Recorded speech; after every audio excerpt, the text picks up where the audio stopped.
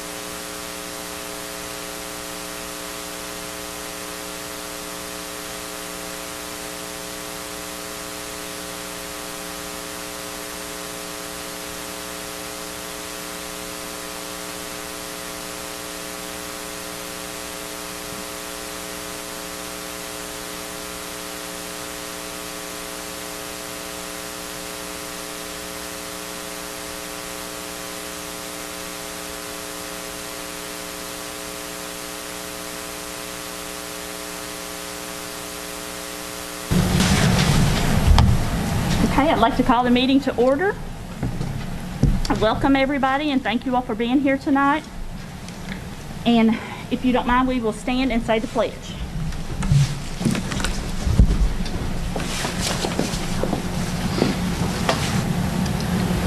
I pledge allegiance to the flag of the United States of America and to the republic for which it stands, one nation, under God, indivisible, with liberty and justice for all.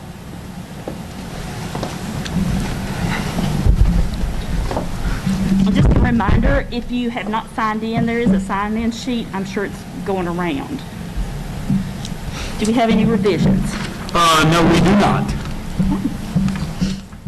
Okay, next on the agenda we have board member recognition.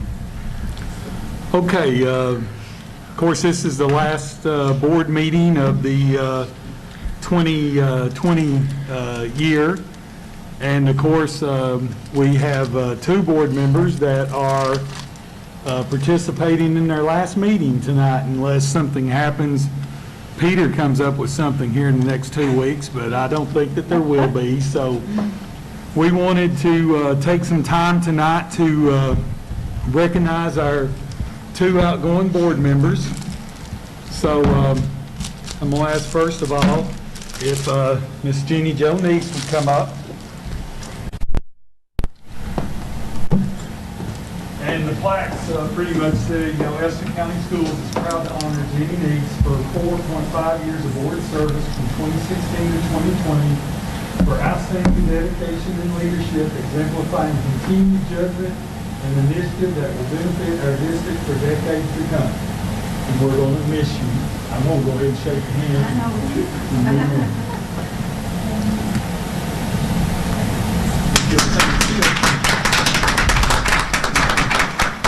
And our next one is Miss Rhonda Hardy.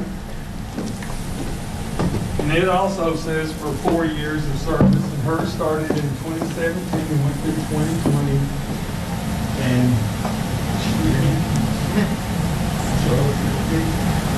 then I'm going to get you two together.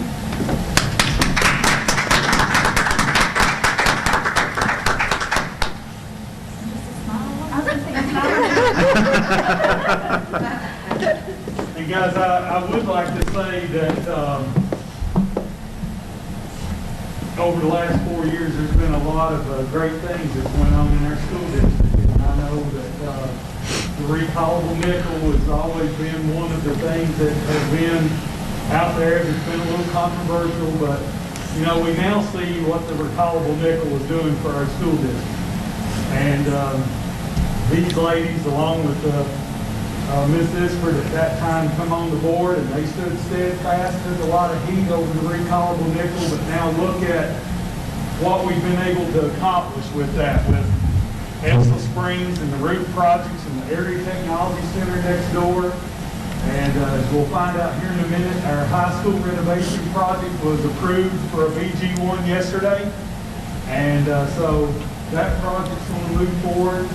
So I'm very proud of the accomplishments of our board because they've been very focused on what's best for kids, and that's what it's all about.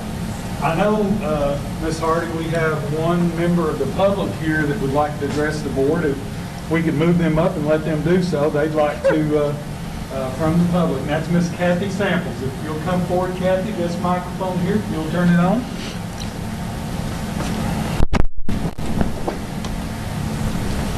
First of all, I'm a citizen of Estill County and a grandparent with kids in the school. And I felt the necessity and want to come and say something on behalf of you two that are retiring and the whole board. So I'm going to read you my little proposal that I wrote, and then I have something for you. I wrote this to the Estill County Board of Education, and just that I want to address a couple of issues about which I'd like to comment as we prepare to wrap up this trying year of 2020. We know it has been a horrendous year for everybody, and children and parents and the board and the school system and all. But number one, I would like to offer compliments and congratulations to the school board for all the dedication and hard work demonstrated by the board administration with ensuring the safety and the well-being of the children of Estill County. We all recognize decisions are not easy and some are unpopular, but the one thing we know has been said many times by the superintendent, it's about the kids. So thank you all for everything you do in supporting the kids and for holding to that mantra no matter what. And that was one of the first things that I heard when the board hired Mr. Saylor, as that come from any talk he had, was about the kids, and that's what I believe in, and that's the way it's always been here. And I appreciate that, and I appreciate everybody that has stood for that. Number two, we're nearing the end of 2020, and it is the last board meeting for two of the current members, Rhonda Hardy and Jenny Jo Neese. I offer kudos to these two ladies who have stood the course. They've made tough decisions about issues they believed in and diligently sought out the information so they could make those tough decisions. To name one of them was the recallable nickel.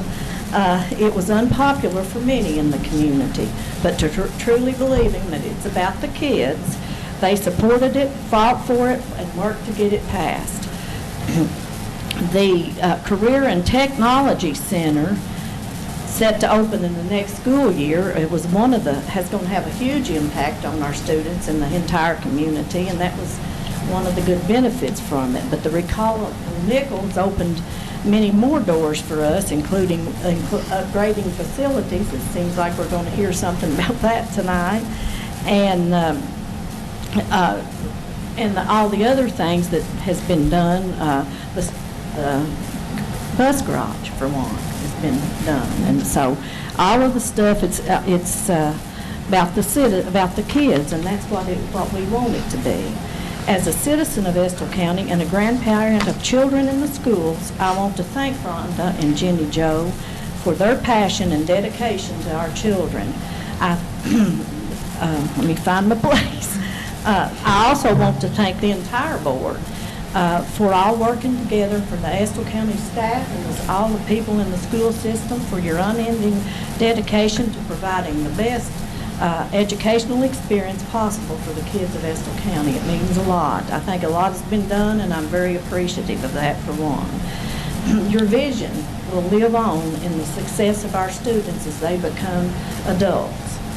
In 2021, 2 new members joined the board. First, we wish them the best and hope they carry on with the slogan, "It's about the kids." When making decisions, for the betterment of our school system. You have big shoes to fill, and we're counting on you. We entrust our community's most valuable assets that's our children to your care and wisdom as we emerge from what was most definitely been an incredibly challenging period in all our lives. And Godspeed to all of you on your new journeys. And to Rhonda and Jenny Jo, I have something for you and a little something for the rest of the board at stake. And while Kathy's doing that, guys, I want to thank you all from the bottom of my heart. I know that we've been here and we have been doing things for kids. And I appreciate you very much. And I know Brian and Sheila came on 2 years ago, and they come on this board and they have fell right in, and they believe in the mission also.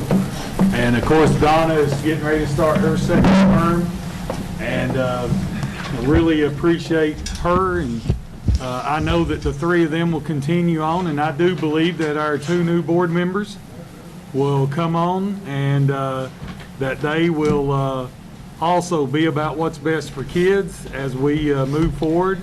And I'm very thankful for the opportunity to work in this school district. So thank you very much.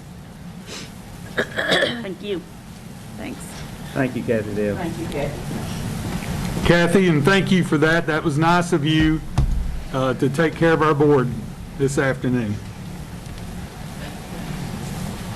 And I am sorry, we had some mugs for everybody, and guess what? I didn't bring them. But I will get them to you. We bought mugs for all of our teachers. Well, we originally bought hot chocolate and some gingerbread cookies. And I told them, I said, you know, we're not going to give them a cup to make their hot chocolate in. So we went back and we bought coffee cups for everybody in the district, just a token of our appreciation for the job that our employees do. And I've got one for you guys as well. Just because you're leaving, I'll still get it to you. We'll make sure y'all don't get knocked out of a coffee mug, and we'll have one for everybody at the next meeting. They're really nice, and it's got the flying E on them. And we're going to miss both of you. But starting here in January will be new beginnings, and we'll keep moving forward. So thank you. Thank you. Thank you. Okay, next on the agenda, we have facilities and we have construction update.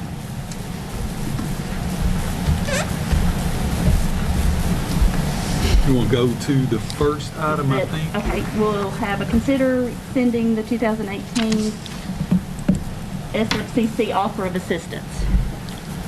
Guys, back in October, I believe it was, and it may have been a little bit before that. I know that it was earlier this fall. We accepted an SFCC offer of assistance, and I swear I'm saying it's October. It may have been last May, but it was sometime, the end of last school year, and that offer of assistance basically was a $17,000 offer that was given to the school district to use towards facilities. And usually with an SFCC offer, there's always a cash requirement. But in this particular case, the cash requirement for us to get $17,000 was $650,000. They basically froze $650,000 in our construction and capital outlay funds, which means that those funds were locked up. Now that $17,000 originally was part of the BG1 for the high school project. And we were finding out real quick that $17,000 only bonded a little over $250,000 over a 20-year period. So basically what it did is it pretty much tied our hands with all of the cash that we had in capital outlay. Now those funds are still restricted, but for instance, we've got to do something here in the next couple of years with Old Urban. We're going to have to tear that facility down. We're going to have to get a BG1 for that.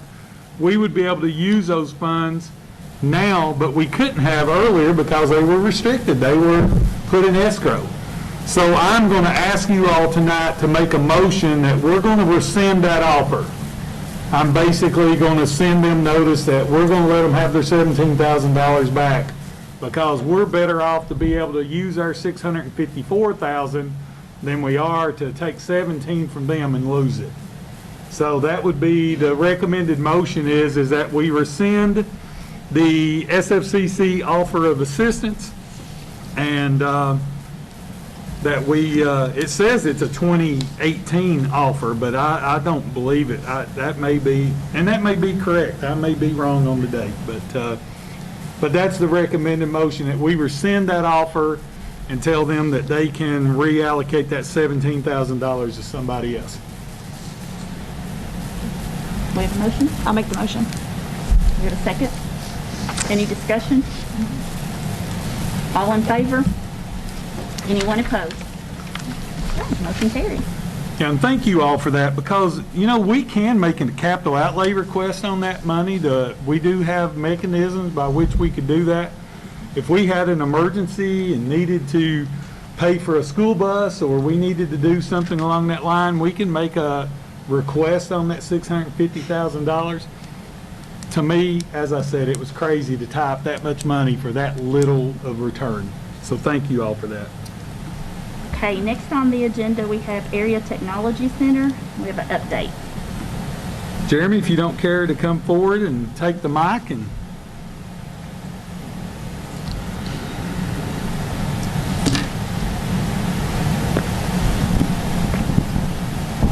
Check. Hey, good evening, everyone.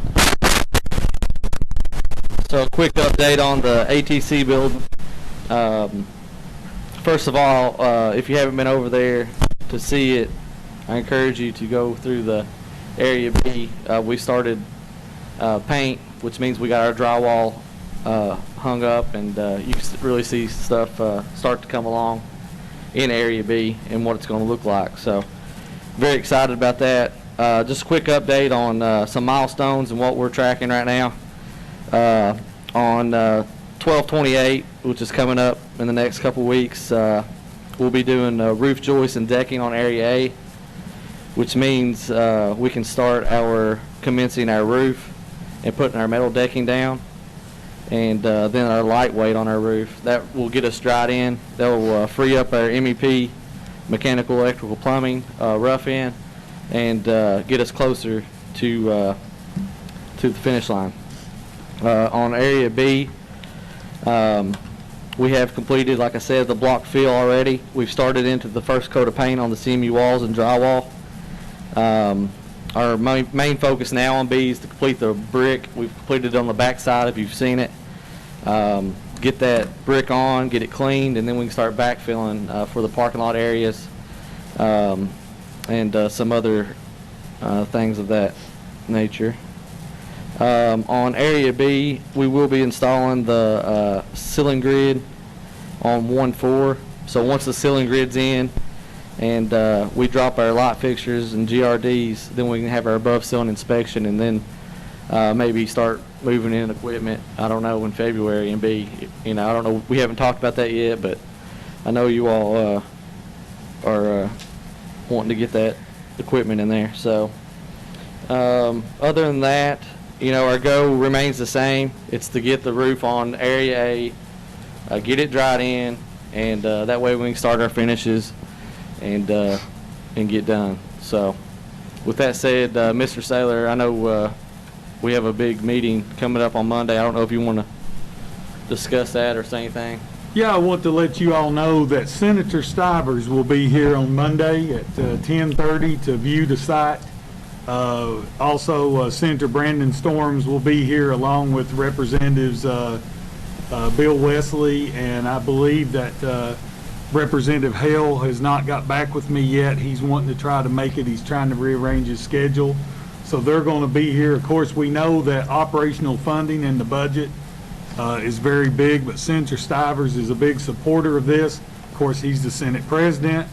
He's a big supporter. I think others will be so as well. So we're looking forward to that visit. If a couple of you all want to come out, a couple of you could come. We can't have more than 2. I would tell you all this, if you all want to at some point in time to come, anytime you want to go to the building, if you'll call me, I'll make the time to go out there with you. It is coming along. Listen, sometime around middle of February, I think Area B will be pretty much cleaned up. It's going to be pretty much buttoned up and done, except for just some finishing touches. So it's really coming along well. Again, they'll be here about 10:30 on Monday, so that's a really big deal. And like I said, if a couple of y'all want to come, if you all work it out among yourselves, we'll be glad for you to be there. But it's really up to you all who wants to attend. But I appreciate we had a construction meeting today. Things are going well. We'll be bringing some, hopefully some change orders to you the next 2 board meetings. There's been, just the general small things that come about that needs to be taken care of. But as you know, part of this always was that we were going to use the contingency money to redo the roadways. The roadway for the middle school, the parent drop-off area, and to clean it up. We want it cleaned up. We want it to look nice when it's all said and done. So we do have pricing on that, and I don't know if it will be ready in January. I know Peter and them's going to try to get it back in January, so we may be able to do them all then. I don't want you to have sticker shock, those change orders. You're talking about a lot of asphalt, a lot of, there's some drainage issues that's going to be fixed. It's about a $400,000 change order, but you've got over $500,000 in change with that, and I think that is a good use of that money. You want that facility, when they're done, you want it to look like this is a brand new place, and that will take care of that. And I would expect that we're probably going to have a deductive change order for about $110,000 because the parking that we had planned on Engineer Drive, there's a gas line there that is not as deep as it was originally thought. It's in the way. It's going to have to be moved in order for that to be parking. Problem with that is it's going to probably cost somewhere in the range, it's going to cost over $30,000. And I hate to pay $30,000 to move a gas line for 30-some parking spaces when we've got an alternate in the high school project that's going to add back about 15 parking spaces in the front. So it's really crazy to spend that kind of money. So I think, I'm going to ask you all at that time to do a deductive change order on that. And what's going to happen, what does people do anyway on Engineer Drive? They park in the grass. I mean, they can continue to park in the grass, and we can spend that money to improve the parking lot around the stadium and around the back of the building. And I think overall it will be a lot better use of our money. We were lucky to be given $19 million with the recallable nickel, and we need to squeeze every one of them the best we can. We need to be good stewards of that and make sure that we're using it wisely. So that's just a couple of additions that you can expect over the next couple months, but really pleased. I don't know if you all have any other questions about the tech center. Jeremy, it's been a long time since then. I remember, was there something to do with the windows, that company? What? Yeah, so we got rid of Rogers Aluminum. They shut the doors, went out of business, and we went to Lake Cumberland. That's right, I remember now. And we already got that all squared away, and they are on board, and glass and windows should be here sometime next week. So, yep. So you're going to start installing, I think the doors and the windows and everything on Area B are supposed to be in and installed by February. Yeah. So we got the cooling doors coming 6 to 8 weeks, which would be about the second week of January. Put those on. We got the exterior doors coming into this month. We're going to put those on. So start buttoning it up. Yep. Things are going to start happening quick. Yep. Any others? Any other questions? All right, thank you, everyone. Thank you, Thanks, Jeremy, for being Appreciate here. it.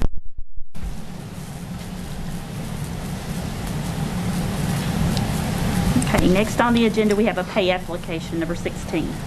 As you can see, this was within your KSBA documents. You have a pay application this month. It's pay estimate 16.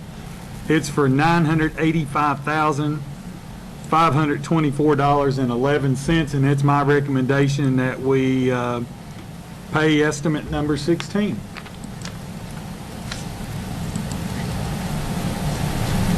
Do we have a motion? I'll Thanks, make a Brian. motion. Do we have a second? Any discussion? All in favor? Anyone opposed? Okay, motion carries.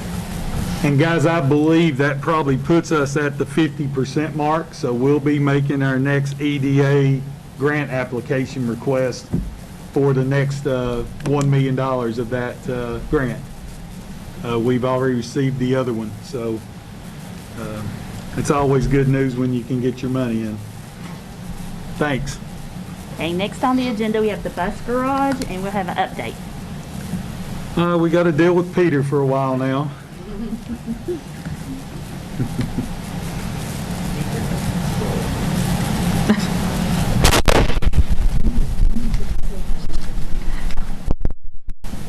Are you sure I need this, Jeremy? It's okay. Yeah, you won't get shot. If you do, it'll be all right. All right. So the bus garage project is really in its last legs.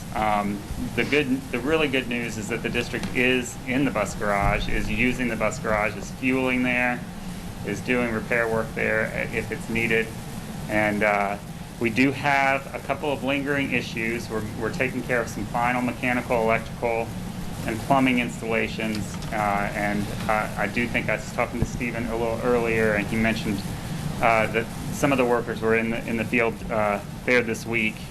And we also are working through some final details on the fencing and the gate at the front. And we're working with the contractor to make sure that that installation is the way that the district would like to have it installed. So just a few remaining issues there. Hopefully things are working out there. I'd be happy to answer any questions that you have about that project.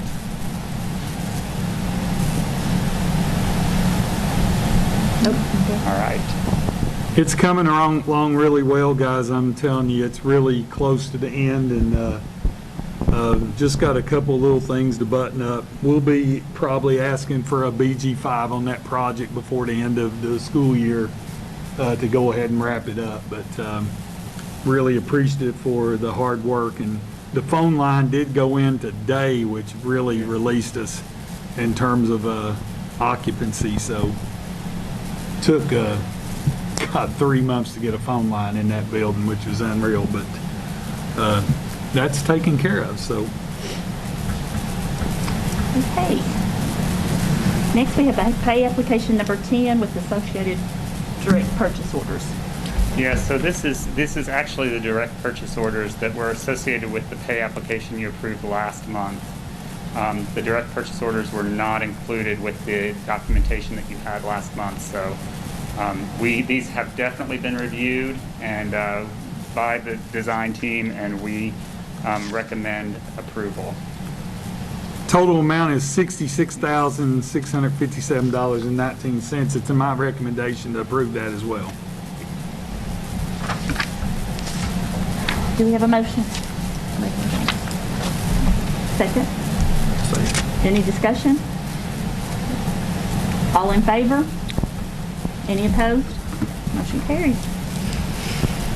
Okay, next we have a pay application number 11, associated direct purchase orders.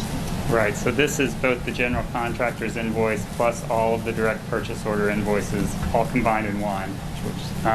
And it is pay application number 11. The total amount, I believe, is $162,022.82. And we have reviewed this. We do feel like it represents work that has been completed and installed. There is still a full load of a retainage in the project to finish up these last remaining items that we still have to go. So we would recommend approval of this as well. Peter, are we thinking final completion sometime around February? I absolutely, if not before. I know Mr. Sandifer would like it to be a lot sooner than that. So we'll try to get this thing wrapped up as quickly as possible. My recommendation is to make that payment in the amount of $162,022.82. I'll make that motion. Thank you, Jenny. Do we have a second? Any discussion? Sorry, I missed the second. Donna, sorry. Yes. Any discussion? All in favor? Anyone opposed? Okay, motion carries. And guys, just so you'll know, on both of those projects, the bus garage project and the ATC project, any contingency that's left in those two projects when they're finalized, we can roll that contingency into the high school project, which will give us a little bit of a buffer that we may be able to pay for some of the alternates that are within this design documents that we're going to look at tonight and give final approval for. So with that being said, I guess you'd like to move forward, wouldn't you? Phase 7 renovation project, Estill County High School. And if y'all would, these documents, as you know, Felicia has had a rough week. So these documents are the ones that was in your folder. And Peter, they have, I don't know if Tanya could let you borrow, no, I tell you what. Let me take Summers and you can reference those Okay. documents. We can put these back for some. Okay. But that's the BG one. Okay. So yes, so the first page here is the BG one that has been making its way and making the rounds in Frankfurt. And I don't know, Mr. Sale, if you wanted to let them know the news about the BG one this week, which was good. I think I saw notification in Fact Pack that the Kentucky Department of Education approved this BG one today. So that is really good news. And you'll want to keep so I don't know that there's anything more to provide you on that. Now that it is a project in Frankfurt, all of the documents that you all have approved up till now, including the schematic design, I can start submitting to KDE for their approval of those. And they're going to catch up to us where we are now, and eventually we'll all be on the same time frame, moving towards, hopefully a bid in March of next year. So does anybody have any questions about the BG1? I included that today so you can see from what the original BG1 was to what the estimate is now on the BG3. After we've been really now, when you first begin a project, you get some pricing up front, and that's based on best conditions and everything working out just perfect. Of course, we know on our property here, we don't have the best property in the world sometimes when it comes to the pyritic shell and some of the slopes and stuff that happens cause you to have retaining walls. But I wanted you all to see this. I got the call yesterday a little bit before 5 that basically this has been a fight for 2 months to try to get this thing approved. And it's really the reason I had put executive session or closed session on the agenda tonight. We really don't need that closed session moving forward because I didn't know what we were going to have to do in order to get this approved. But we got a few friends in Frankfurt, and we was able to convince them that we were promised that we could do this. So they're going to honor their promise. Mark Rollins played a huge deal in this with the financing and getting the financing approved. But so I put that document in there for your reference. The one thing that they cautioned me on yesterday, this BG1 is for $9.16 million in construction costs. The one thing they said, do not come back with a BG1 for $2 million above what that BG1 is approved for, because we're really stretching the limit here in terms of what you can do in terms of using restricted money for athletic projects. So we've had to make some changes, and Peter will go into that, but we've still got a great project coming forward. So I guess we move forward with these design documents, and we'll just take them one at a time. Okay. Peter, and you've got them there to follow. Yep. So I think what I would, before we hit, the next page is the BG2, which will give you some additional information about the alternates in the project, and then some of the energy considerations and the finish considerations that we have in the project as well. And it's not too long. The BG2 is related to the BG3 and other items coming up, but I think I was here last month, I gave you all an update on our DD documents. Our drawing documents were done and ready, and we were starting to work with Codell Construction on coming up with budgeting to see if we were on target with the BG1. And the design team did our own sort of look at it. We were coming in high, and we had Codell take a look at it, and Codell came in high as well. Felt really good that we were so close together, but we were still high. So you'll notice on the BG2 at the very top third of the first page of the BG2, you'll see where we have several proposed alternates for the project. It's a little different than what I presented to you all a month ago, where we listed 4 alternates for the project. So there are a few more that we have in now. And if you have any questions about those, I'll be happy to answer them. But I did want to make you aware that there are more alternates in the project now than there were a month ago when I was here. For the most part, and then I do think we'll probably be going over it before. You'll notice that the BG2 also listed an addition until we did this sort of exercise to see what we could do to save some money on the project. Now you'll note there's not an addition. There's a little bit more square footage in new buildings, right? And I'll explain that to you here in a little bit. Guys, if you want to, let's talk about the alternates for just a minute. As Peter said, this came in high, and one of the things, the reason it came in high was because of the slopes and the contour and trying to develop our current facility to where it would be there's going to have to be a lot of retaining walls. Retaining walls cost money, and so that was one of the big changes. The way we were trying to do the field house in terms of tying the field house onto the current field house, it caused that part of that building to have to be brought up to current code. So there was cost associated with that.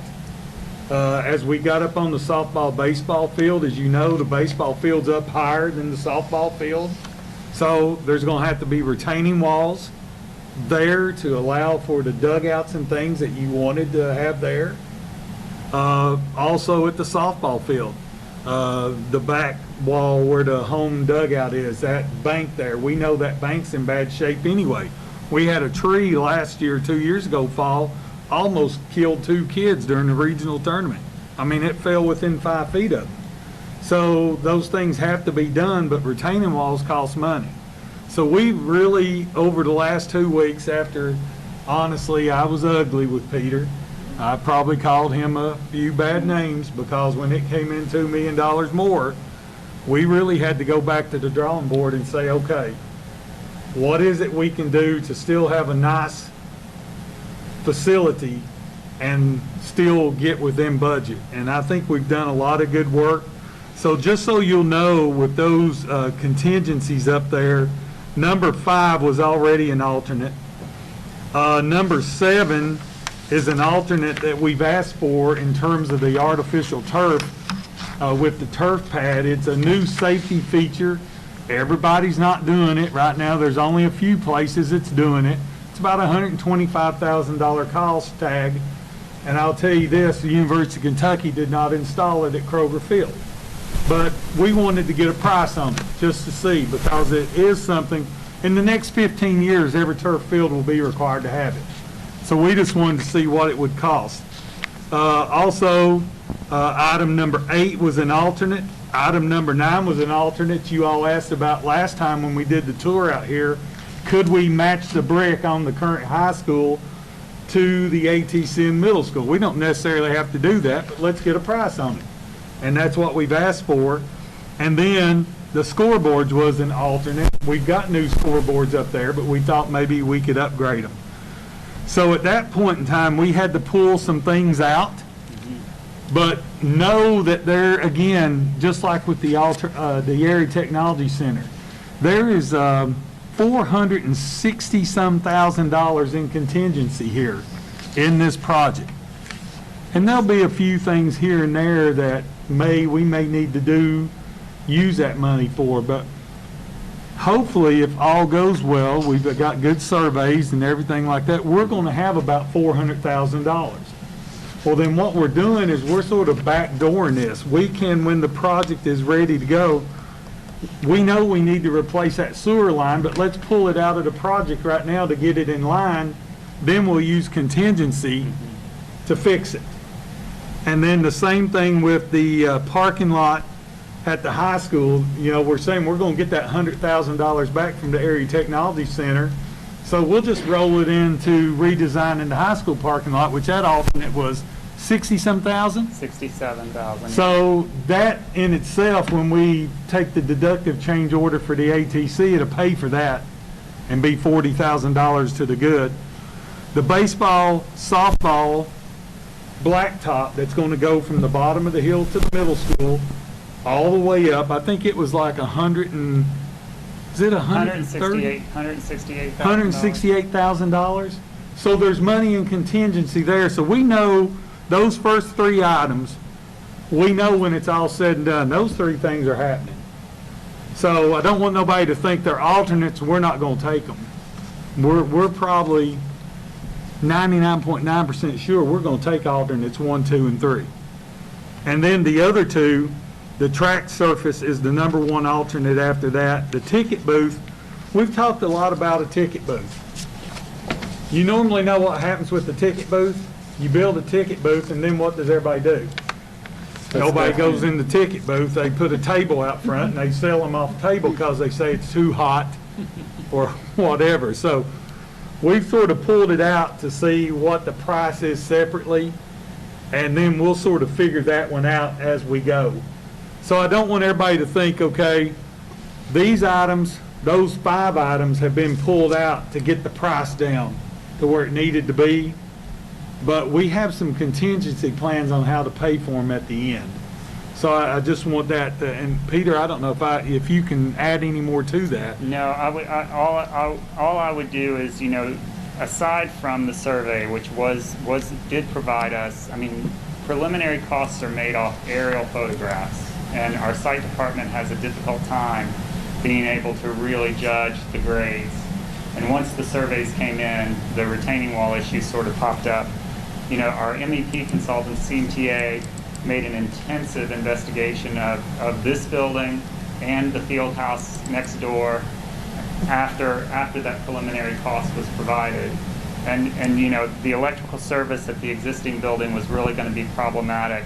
And then, like Mr. Saylor said, the mechanical situation of sort of adding on to that building and redoing all of the mechanical for the old part of the building and the new really added up to a lot more than we were anticipating. So we did come in over, and then we also received our preliminary geotechnical, which is a lot about the shale and the rock. So there were some good reasons that we missed. It wasn't all that. I'll tell you, I missed the structure of the bleachers, and I felt really bad about that, but we got that one in line, and we got that figured out with Tovine, and feel really confident about that cost opinion right now. And so I just sort of wanted to let you all know, I'm sorry that we were so far off, but I feel really good about the work that we've done over the last 2 weeks with Mr. Saylor and the folks at Codell to get this thing back in line, and we feel like we've got a really good strategy moving forward. And there was some things that was non-negotiables for us. I knew they were non-negotiables. One of the things was, you know, we talked about the air conditioning in the gym. That's a non-negotiable. if we're going to have graduations in that gym moving forward, you cannot not have air conditioning in it. All the secure entrances and stuff, those are non-negotiables. You know, all those little things. There's a retaining wall out back that's failing that we could have saved some money by not doing it. But if that retaining wall falls on one of our cooks one morning going in, to save $25,000 and then have $1 million lawsuit for a wrongful death lawsuit, that doesn't make any sense either. So there was things that was non-negotiable in this. There was non-negotiables when it came to our athletic facilities in terms of the backstop system, the new press boxes and things. Now, we did have to make some changes, like with the home dugouts. It was really, really expensive. The size of those dugouts got out of control by the time you tried to put a restroom in them and had a big storage facility. It got out of control. I mean, it was over $100 and some thousand for restrooms and the size of those dugouts. Plus, they became so big, we were going to have to pay to have light poles moved because the dugouts didn't fit within the footprint of the current field. So we hate that we pulled the bathrooms out of the home dugouts. But remember, we're building brand new bathrooms in the press box area that is going to be bigger than the ones that we're going to have at our football field. So they've got bathrooms on site. They didn't have any bathrooms before. So yeah, players got to go out and go to the bathroom, you know, maybe between in and something. But there was some little things like that that was maybe what you would call luxury items that we had to pull out. But it's still very nice, and I do feel like we're in line. And listen, right now is a good climate to bid. There's a lot of people needing work. There's been some schools. Of course, there's been some schools that's come in high. You know, they've estimated them something. I know that there was one school here the other day, and talking to Mark, they had it estimated at $20 million. The bids came in at 16. I mean, so people needs work right now. So the sooner we can get this thing to bid, you know, we may be surprised. We may be able to add back a bunch of these, if not all of them. So we'll just have to sort of see as time gets there. But we're still going to have a nice renovation. It's going to be fantastic when it's all said and done. So the next sheet, you can kind of see some of the labors of the work and some of the items that we were looking at. And one of the best things about this to me is that there's at least 9 or 10 of these items that we did not have to eliminate from the project. We just took a fresh look at them, how we were doing them. The retaining wall system was changed, and we saved $240,000 on the project by changing the system of the retaining wall that we're using. We looked hard at the bleacher foundation system and came up with a way to save about $160,000. We shifted the location of the greenhouse on the site to avoid as much retaining wall as we were going to have, and as much we were going to be mediating behind the high school. We were going to be taking remediating sort of that culvert that happens behind the high school. We took a hard look at that, and came up with $121,000 by just moving the greenhouse just a little bit on the site plan. So there was a lot of work where you didn't have to give up anything that was already in the project. We just sort of redesigned it and saved and brought that money back to the project. So I think that sort of can give you an idea. We started our first, the design team met the morning of the 10th, and then we met with Mr. Saylor on the evening of the 10th, and then we had another meeting again on the 14th and came up with this list. So I really appreciate, Mr. Saylor, that you shared this with the board. It sort of gives you an idea of how extensive our search was to come up with getting this cost back in line with the BG1.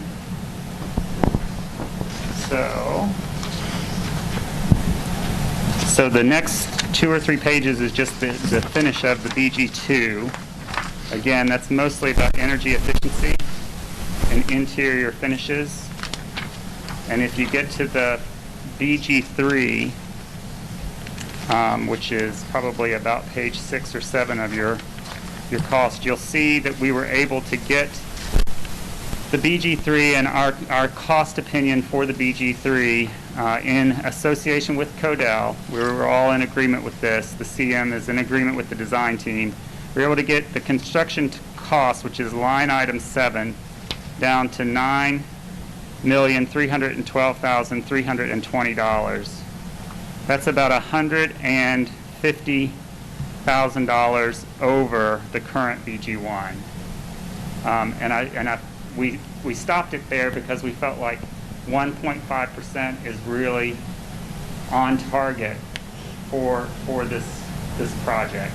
I know that $150,000 is a lot, but we are continuing to turn over everything we can to try to track that down during construction documents. So this is the BG3 that's being presented to you for approval tonight with the DD documents. And so I just wanted to make you aware that that there is a change in that number. And with that number, the total construction cost change going up a little bit. The soft costs, which are the costs that are listed below that, often are impacted as well. And so when you get to the bottom, you'll notice that the project cost jumped from the BG1, where it was $11.3 million to $11.48 million. About $180,000 increase.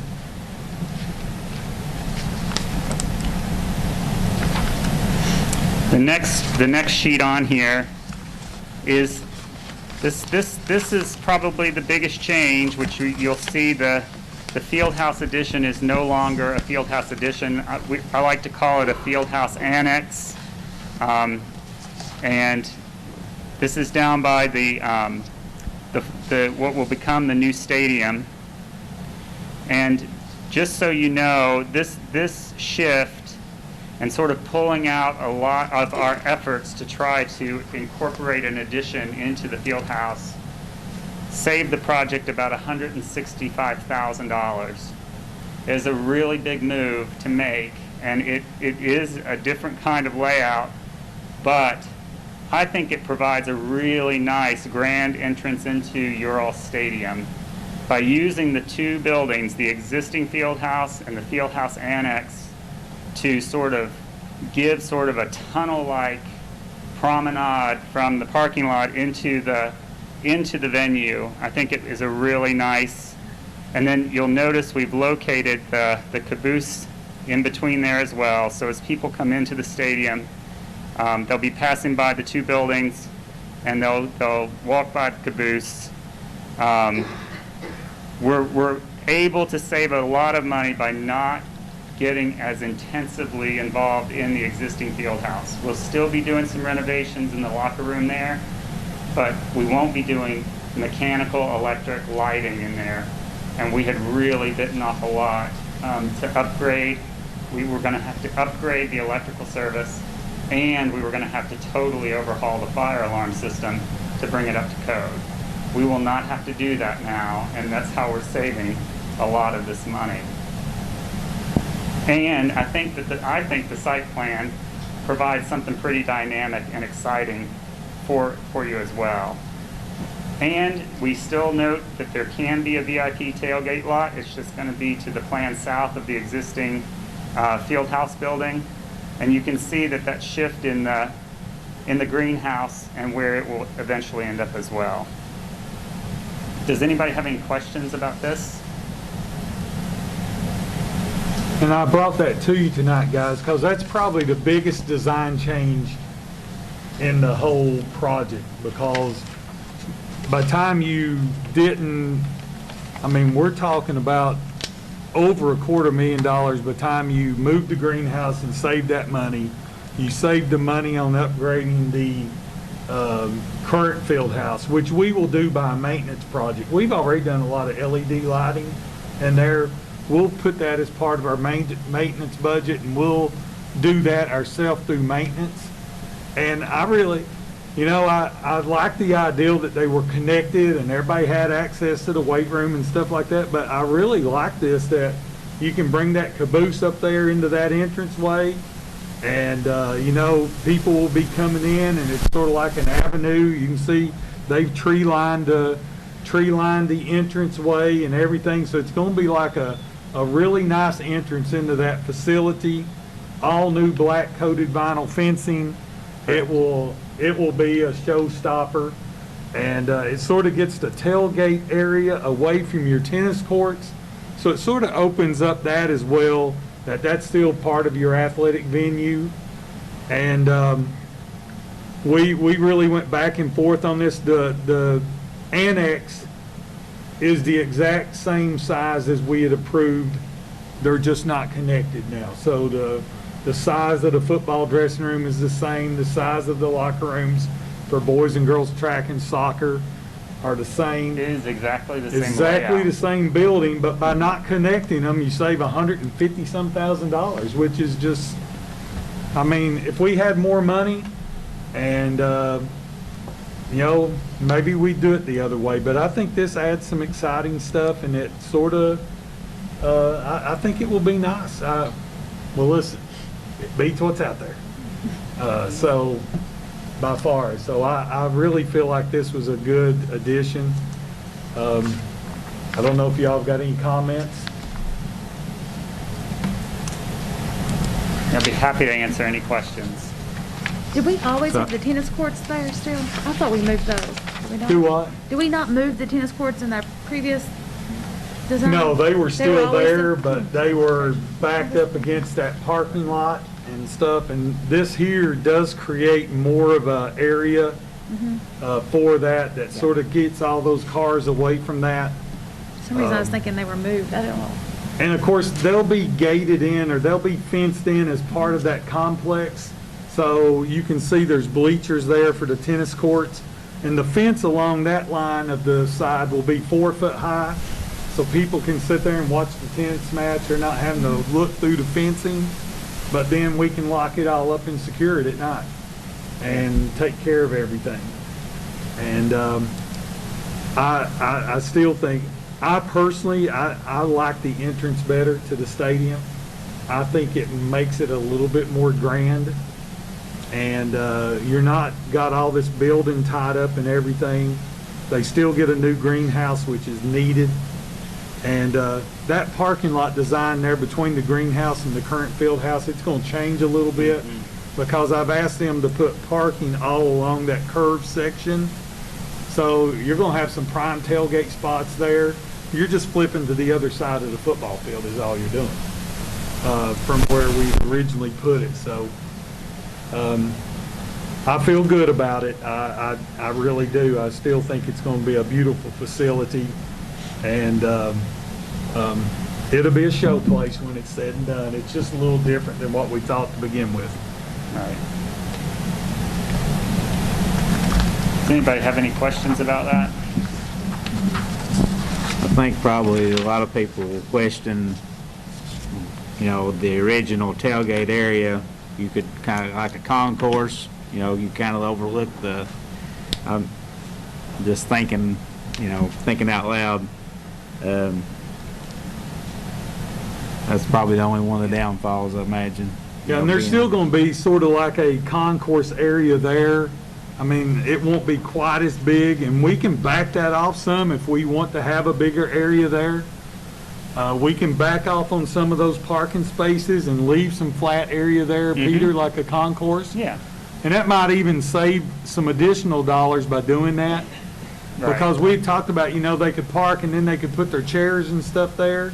So if we just pull that parking lot back a little bit and take advantage of that flat area right there beside that, Right. I think it might cut down some on the parking lot and would give them a little bit more area. We've not totally finalized this area because I want to look at where's the fence going to be Right. and those types of things. So I think Brian makes a good point. We do need to make sure there's enough area there that our former and future tailgaters will have a place that they can sort of set their chairs and do that, okay? Absolutely. If we lose a few parking spaces, that's okay to gain back that. Right. So thanks, Brian. That is a good point. Any other questions?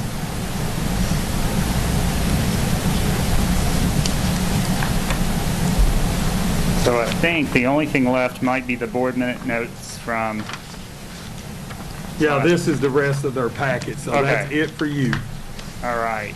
Unless you want to make a recommendation on the minutes from last meeting. No, I'll be just really happy to answer any questions that you have. We are sort of anticipating, now that we have this direction and we feel confident about the being, within range of the budget, we are anticipating being able to move forward with construction documents. This is our, sort of my official second stop with you guys. I stopped at schematic design. I'm stopping here tonight, sort of finishing up my presentation for design development documents. And if you all would consider approving those tonight, we can move into construction documents and try to get those to you guys here over the winter for a spring bid opening. We were hoping to open bids in February. We're not going to make it. I mean, KDE, their diligence and fine-tooth combing, I understand it gets aggravating at times, but we're going to be pushed back to a late March, early April start, probably at the best, by the time we can get everything done. We still got to get those documents approved. One thing I've emphasized to Peter is that we need to let contractors know we want to try to be on that field. I'm going to tell you, we're probably not going to make September 1. We may make October 1. The one thing we don't want to do is put a rush on that and put a rush with the contractor, and we get a bid price that's $500,000 more Right. because we're asking for it to be rushed. And there's nothing we can do about KDE sometimes, but now we're going to push these documents through. They're going to come back in January with construction documents. We will have probably construction documents fully done and to you all for your February meeting. Okay. I'm pretty sure. Yeah, we're getting them to Codell for pricing. We get to do the whole pricing thing again, and we're getting them to Codell for pricing in January. And if we need to have a special called meeting a little earlier, because KDE will hold those for a little bit, will they not? How long will their review be? Their review at all three stages is fairly extensive. They tend to spend the most time on the DD documents, though. Okay.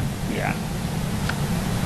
So hopefully, we're going to push the timeline as much as we can. I mean, we don't have a whole lot of choice. I know that we probably don't want to wait on, we would rather play a couple games on the new field than we were to play the whole season on the old field, if that's what it boils down to. But we'll work that out. Jordan's already prepared for it. But tonight's an important step, and my recommendation to you all is to approve the BG2, the BG3, and we've already seen the schematic design documents before.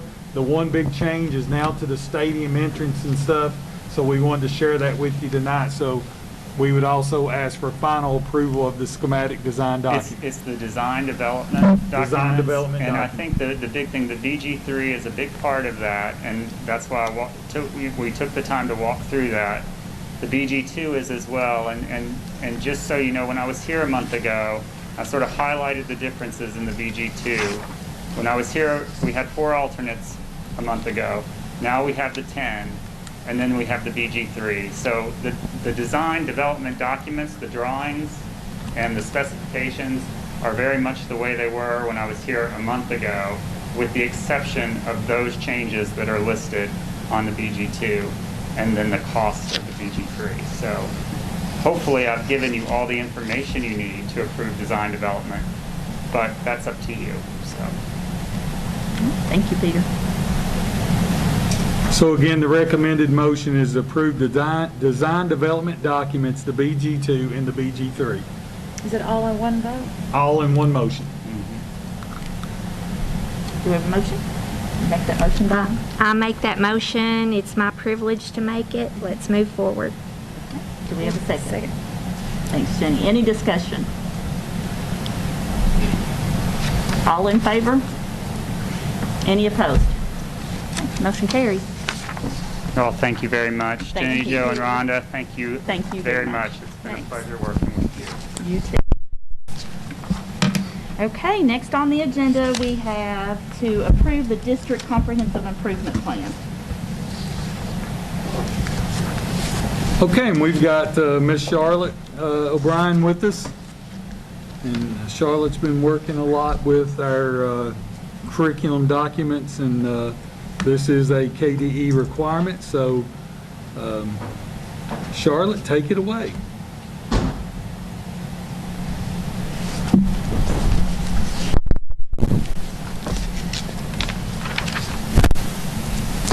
Good evening. Before you is the 2021 Continuous District Improvement Plan.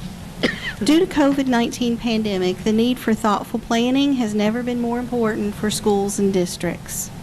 Kentucky's continuous improvement model remains an effective process to ensure systems are in place for the delivery of high-quality learning opportunities for all students. District improvement efforts are a collaborative process involving multiple stakeholders. Through the improvement planning process, leaders focus on priority needs, district funding, closing the achievement gaps among identified subgroups of students. The continuous improvement process involved the district teaching and learning team reviewing data, identifying needs, setting goals, planning strategies and activities to help schools and students reach their goals. The teaching and learning team also employed the use of our key core work processes to identify the processes, practices, and conditions to assist in the improvement process. The district also provided an opportunity for shareholders' feedback within the improvement plan being posted on the district website and an invitation for comments. The CDIP has 6 goals: proficiency, separate academic indicator, growth, achievement gap, transition readiness, and graduation rate. And within the plan that you have, specifics on each of those are listed, our objectives, our strategies, our goals that we want to meet.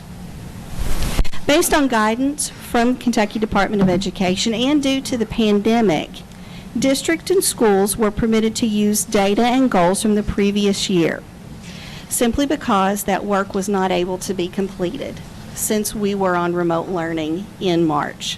So the district and our schools decided to continue our work from 2020 in our CDIP and our CSIP. The CDIP is a roadmap for the district to follow in order to maintain a system of continuous improvement.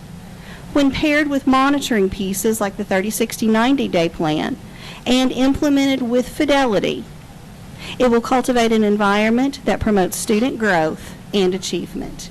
And again, within your packet and your documents, there is the detailed plan to show the increases for proficient and distinguished, graduation rates, transition readiness, the goals that we hope that our students and our schools will obtain. Does anyone have any questions? I'll be happy to walk you through the document, explain anything. I hope you all had a chance to look at those, and of course from each of those we develop our district document. I do want you all to know that with this high school project now being approved, my focus starting in January is going to be on our curriculum and moving our schools forward into the next 2.5 years. I'll still attend the meetings and stuff like that, but I'm going to become a lot more involved with our principals. I am their primary evaluator, and I want to make sure that we've done a lot of good work with facilities. We've done a lot of good work with our budget, which of course we'll be approving the draft budget next board meeting for the following school year. We're also going to bring you a copy of the current school year budget to show you the changes that have taken place since we approved that one back in September. So we want to make sure that we share those documents with you. But we have really got to now done a lot of good work financially, a lot of good work in facilities, my focus for the next 2.5 years has to be the academic performance of our school district. And that's my promise to you all. That's what I'm going to be doing. We're going to have to make some changes here with some personnel and stuff moving forward. I told you we were going to have to do that with the recent retirements of 2 or 3 administrators. We've held off on hiring to make sure that we've got the right system in place. And just so you all know that the week after Christmas, on Monday, Tuesday, and Wednesday, Tanya and I have extensive meetings with all 6 of our principals. And we're going to talk about, we're going to get back to the basics on some of the things that maybe we've started sliding on a little bit. And we've got to, we're going to have great facilities. We're going to have a good budget. Our school system is going to be in great financial shape. The next part of that is the academics and the achievement of our students. And we were making some fantastic progress. And then guess what? The pandemic hit last March. And I'm telling you, our students, our kids are suffering. No matter how hard we've worked with remote instruction, no matter how hard we've worked with virtual learning, it is not the same as seeing those kids in that classroom, even if it's just a couple times a week here starting out in the next semester, to be able to see them, to be able to talk to them, to be able to meet their social emotional needs, to try to meet their needs in terms of RTI services. And to do those things, we've got to get back to the business of teaching kids. And if anybody tells any of you all, any of the 5 of you, and any of the 2 new board members, if they say, hey, listen, we're doing a great job with remote learning, we need to stay with the remote learning, I'm going to tell you, they're kidding themselves. They're not being honest with themselves. It's not the case. It's just not true. We've got to start seeing our kids. And that's why I hope here in a minute when we talk about it that we're going to begin 2021 on a new note in terms of getting our kids back in the building. So this is the first part. They've got some comprehensive school improvement plans. There's some changes that we've reviewed them today. There's some things that needs a lot more detail. There's not enough detail in some of the plans. So we're going to have those discussions next week. Yes, Sheila? That's what I was going to also say, but also on the high school, under goal, proficiency goal, goal 1, objective 2, you're addressing the math needs. You put reading skills in the objective activities. There should be math skills, I would think. And that's in the high school document? Uh-huh. Yeah, we reviewed these today, and we wanted to review them if there was questions from you guys. And also South Urban, is it complete or is just South Urban's? South Urban is a little bit different. Okay. And they really only have a proficiency goal. They don't have a gap, growth, anything like that. Well, I understand that. But is it just reading or is it math and reading? It's reading and math. Okay. Mm-hmm. Now, I've used to do this. I understand these documents. They're not as detailed as they need to be. And we've identified some things. That's why I've set meetings. I've got 9 o'clock and 1 o'clock meetings on Monday, Tuesday, and Wednesday after Christmas. So we've set aside 2.5, 3 hours if we need to. And we're going to talk about specific things that's within those plans, getting back to the basics of novice reduction and doing the activities, the key core work processes that they should be following. It's been hard. Listen, it's different when you're sitting there on computers from March to what it is right now. But there's things that we should be doing that we've sort of lost track on. I'm going to take responsibility for it. I'm the leader of the school district. I'm the instructional leader of this school district, as well as other things. So it falls back to me. We're not where we want to be.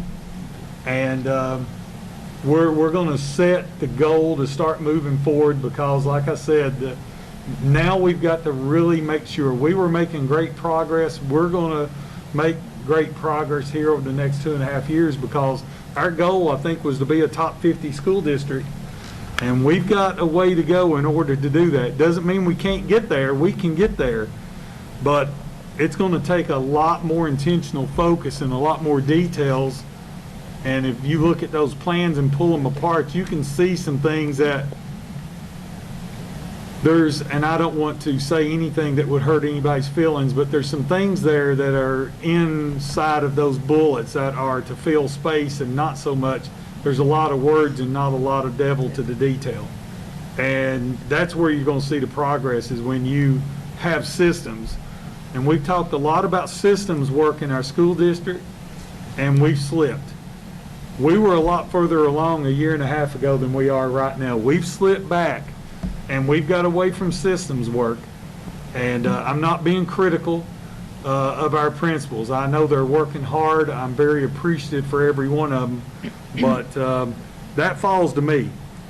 And I backed off a lot. I wanted to give them the autonomy to do what they needed to do in their schools.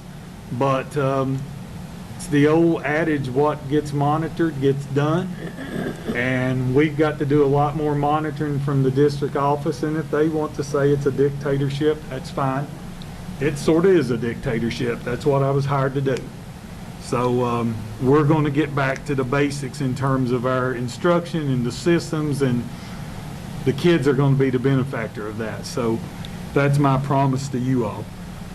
Charlotte, do we need an approval on these? For the CDIP, which I am trying to see. I do not see the CDIP listed here. It's on here. It's on there. I can only, I know, but I don't, I know we were supposed to approve the district plan, but I've got the school plans. It's there because I didn't. Okay, here it is. I punched the wrong thing. So we have to approve the district plan, and the two. The school's plans are approved, but they're side by That's side. council. And then from their plans, we create our district plan. I think Charlotte would agree with me. The two big things that's in our district plan that's a little bit new would be, number one would be the diversity and equity training that's now required by KDE, is indicated in there. We have a training set up in February with Dr. Roger Cleveland. I will get you all the date for that meeting and our new board meeting, board members. We're going to make that a special called meeting and ask our board members to attend that in terms of our diversity and equity goals. And also, as part of the Career Tech Center, remember that one of our requirements, or one of our contributions, was the Project Lead the Way program. That's going to involve us hiring an instructor, and it's going to involve us getting the training in place. It's going to have that take place. I've worked with Tanya Miller, and we've developed a 3-year plan for the implementation of Project Lead the Way, which is pre-engineering into the Area Technology Center, and that was part of our contribution in terms of the Work Ready Skills Initiative. That was one of the things that we have to meet in order to keep the $5.7 million. Now, of course, budgets may have something to do with that coming up here in January. Hopefully, we're not going to get killed budget-wise, but those two are the new things in our district improvement plan. And I apologize, I skipped for that, and I couldn't find it, but there it is. So the recommended motion is to approve the district comprehensive improvement plan. Do we have a motion? We have a motion and a second. I fill them both. Peace. She's about, I'll do two. A second. Sheila's the second. Any other questions for Charlotte? No. Thank you. Any discussion? All in favor? Any opposed? Okay. Motion carries. And when you all do have time, you can go to the documents there for the schools, and you can sort of look at those and pull those apart, and that's what we're going to be doing next week.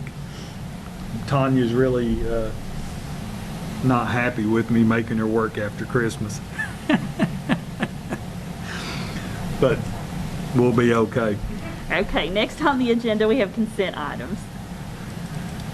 The minutes were not loaded, but they're in this packet here for you to look at. And I've reviewed those. I reviewed them after the meeting, and they are correct. But you may want to take some time to review them. The treasurer's report, payment of bills, those documents are attached. We've got a medical leave of absence extension, and of course, since it's an employee, it's not an attachment, but I'm just letting you all know you have to approve it. It is in line, so we do need to approve it. We have the UK student teacher agreement, and this last item is item E, and we didn't get it attached either, but it's part of your packet. And this is sort of the restructuring moving forward that I'm asking you to look at. Of course, Tanya decided that this year we knew that we were in transition. She took the DPP job. We're looking at making some changes, and what's brought some of this on, as we know, and we, of course, there's a lot of families in need during this time, but as everybody probably knows, that Felicia's father passed away this morning, and she's not here tonight, but Felicia had already announced her retirement. Felicia has basically done personnel in this school district for a long time. Most school district personnel is done by a certified administrator. And so we've really had to think about how do we revamp her job, rethink her job, how, you know, we've already started going through a transition in finance with accounts payable and with payroll. So what's highlighted in yellow here are changes that I'm asking you all to approve going forward. Really up at the top, we're just shifting some job responsibilities. There's no new jobs at the top that I'm asking you to approve.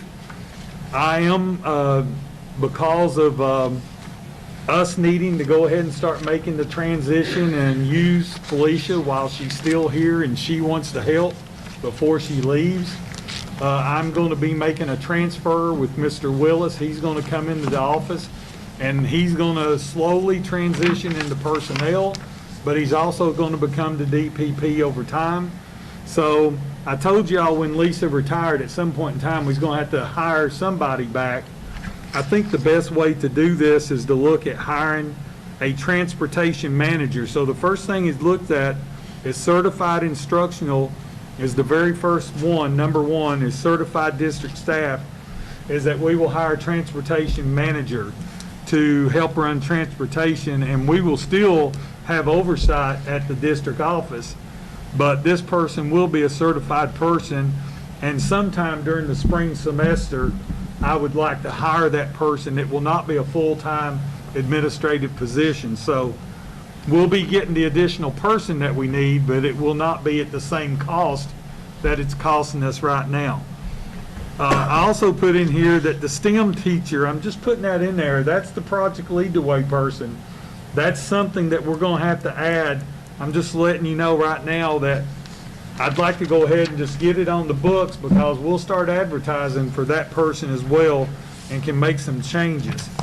The secretary to the superintendent, this is the person that will replace Felicia and will not do all the duties that Felicia has, but will be my secretary and also work with Mr. Willis in personnel.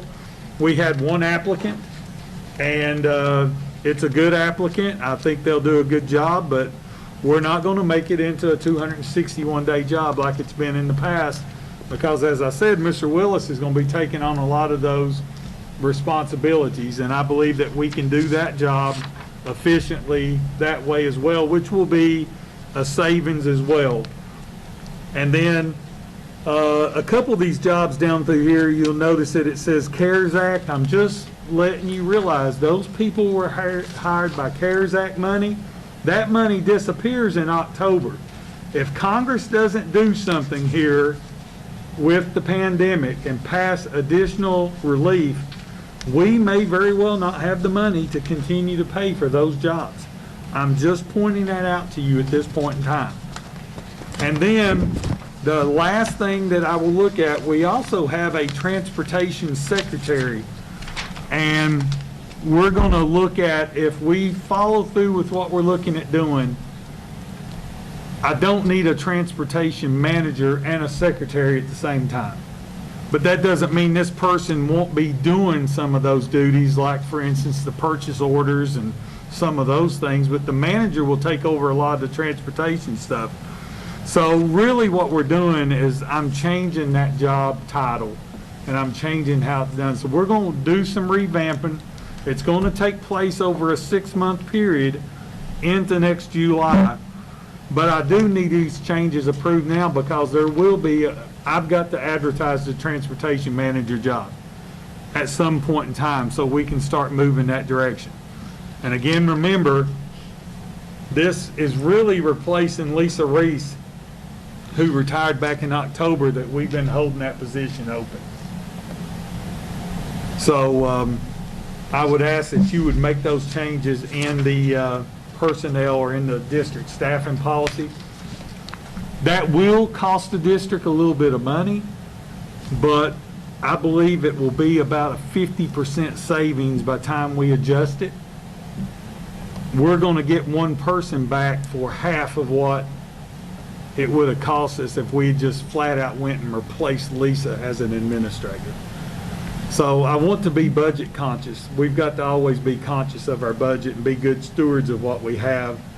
And I believe this will help us to move forward. So I would ask you to approve those changes as well. And that is it for the consent items. And my recommendation, of course, is that you would approve those. If you got questions, I'll be glad to answer.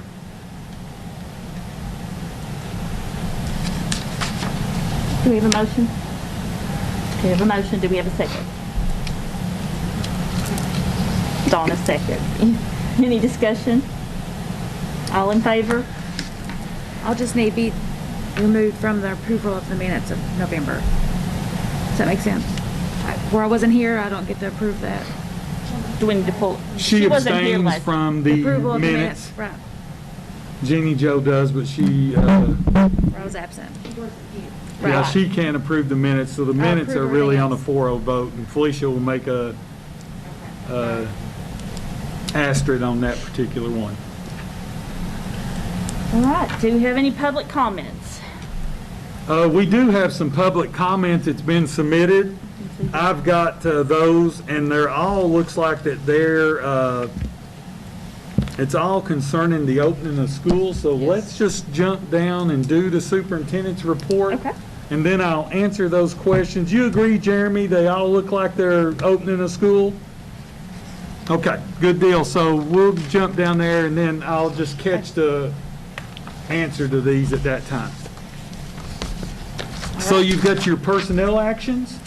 You've got the Kentucky Women in Educational Leadership, and we were fortunate that Charlotte has been chosen for that program. This is the second year of that program, and I think there was like almost 20 women leaders in the state of Kentucky that's been selected as part of that program.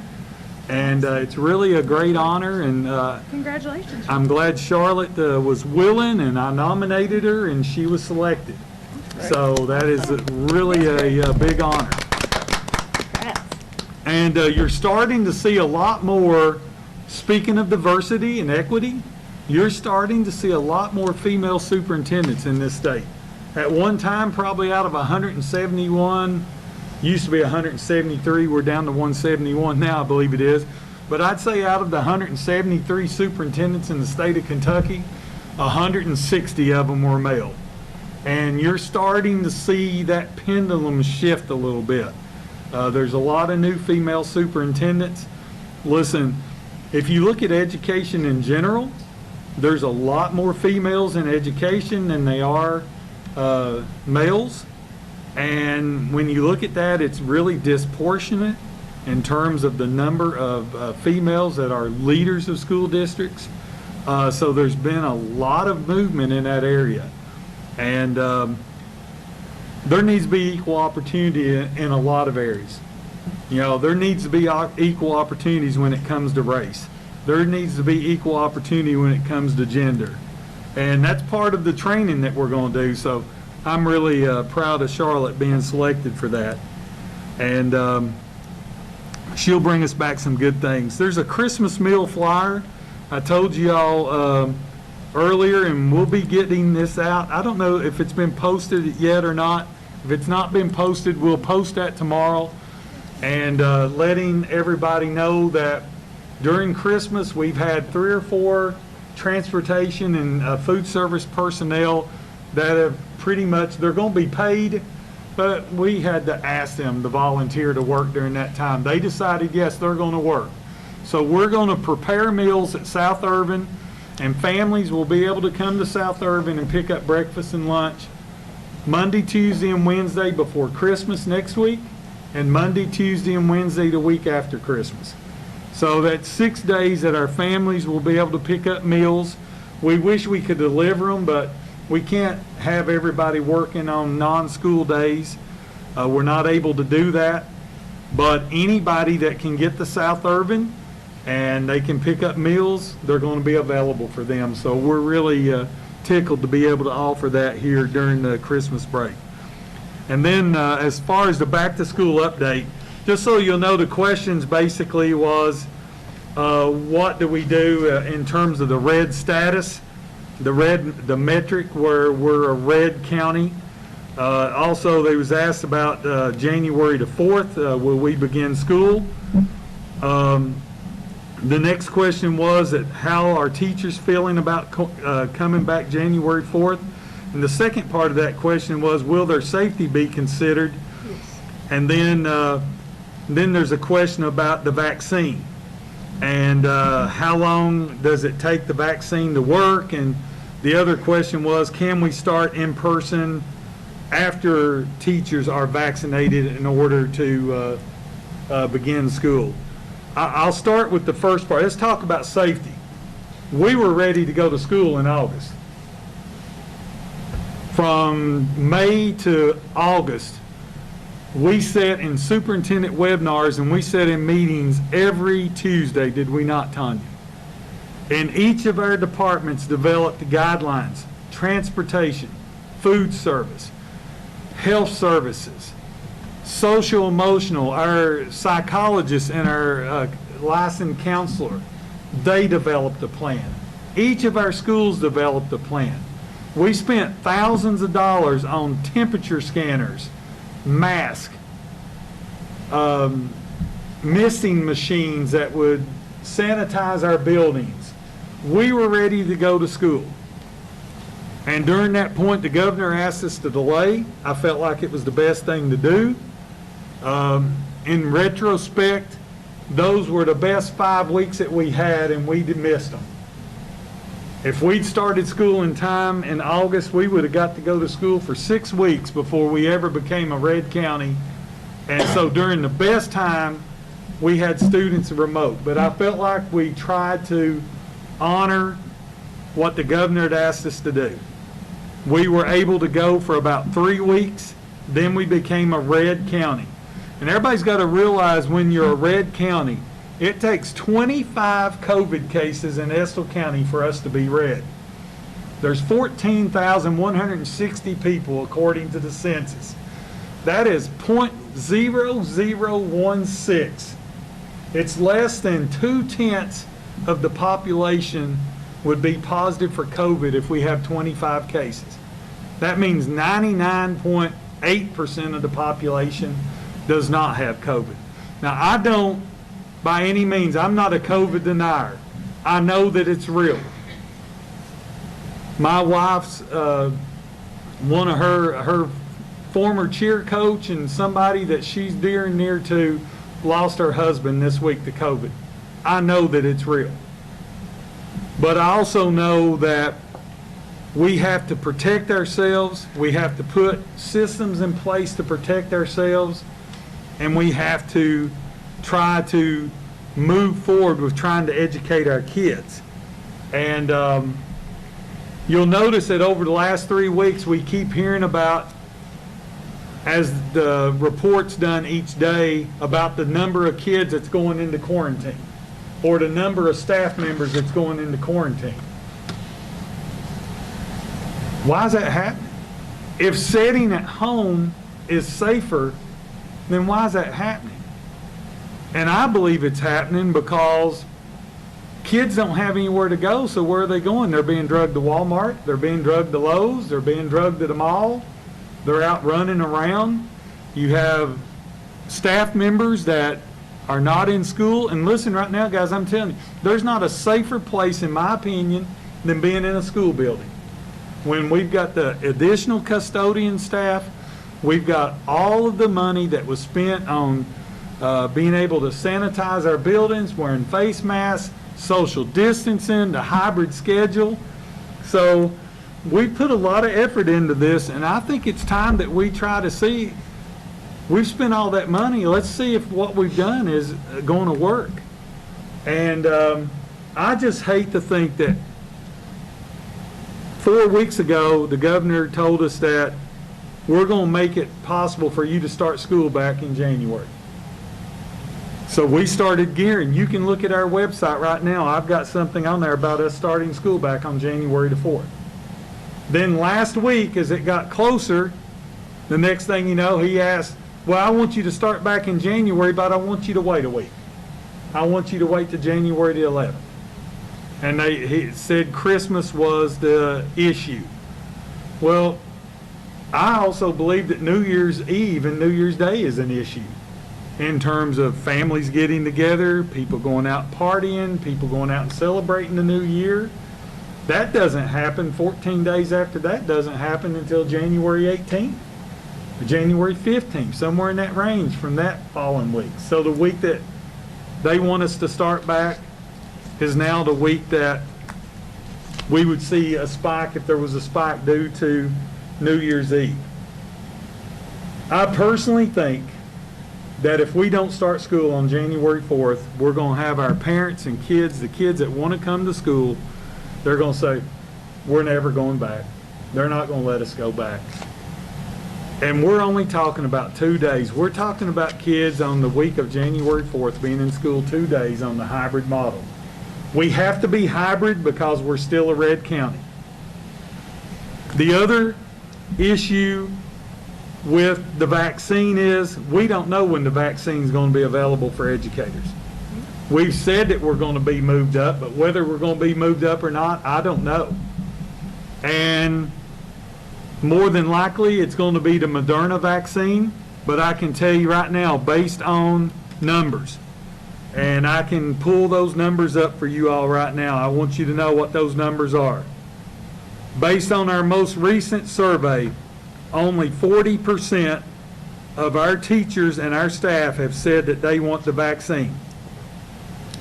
I mean, so the question about whether or not we're going to wait until everybody gets vaccinated, people are opting not to get vaccinated. I did not feel, I think I probably had the authority as superintendent to require it, but I just did not think that was the right thing for me to do.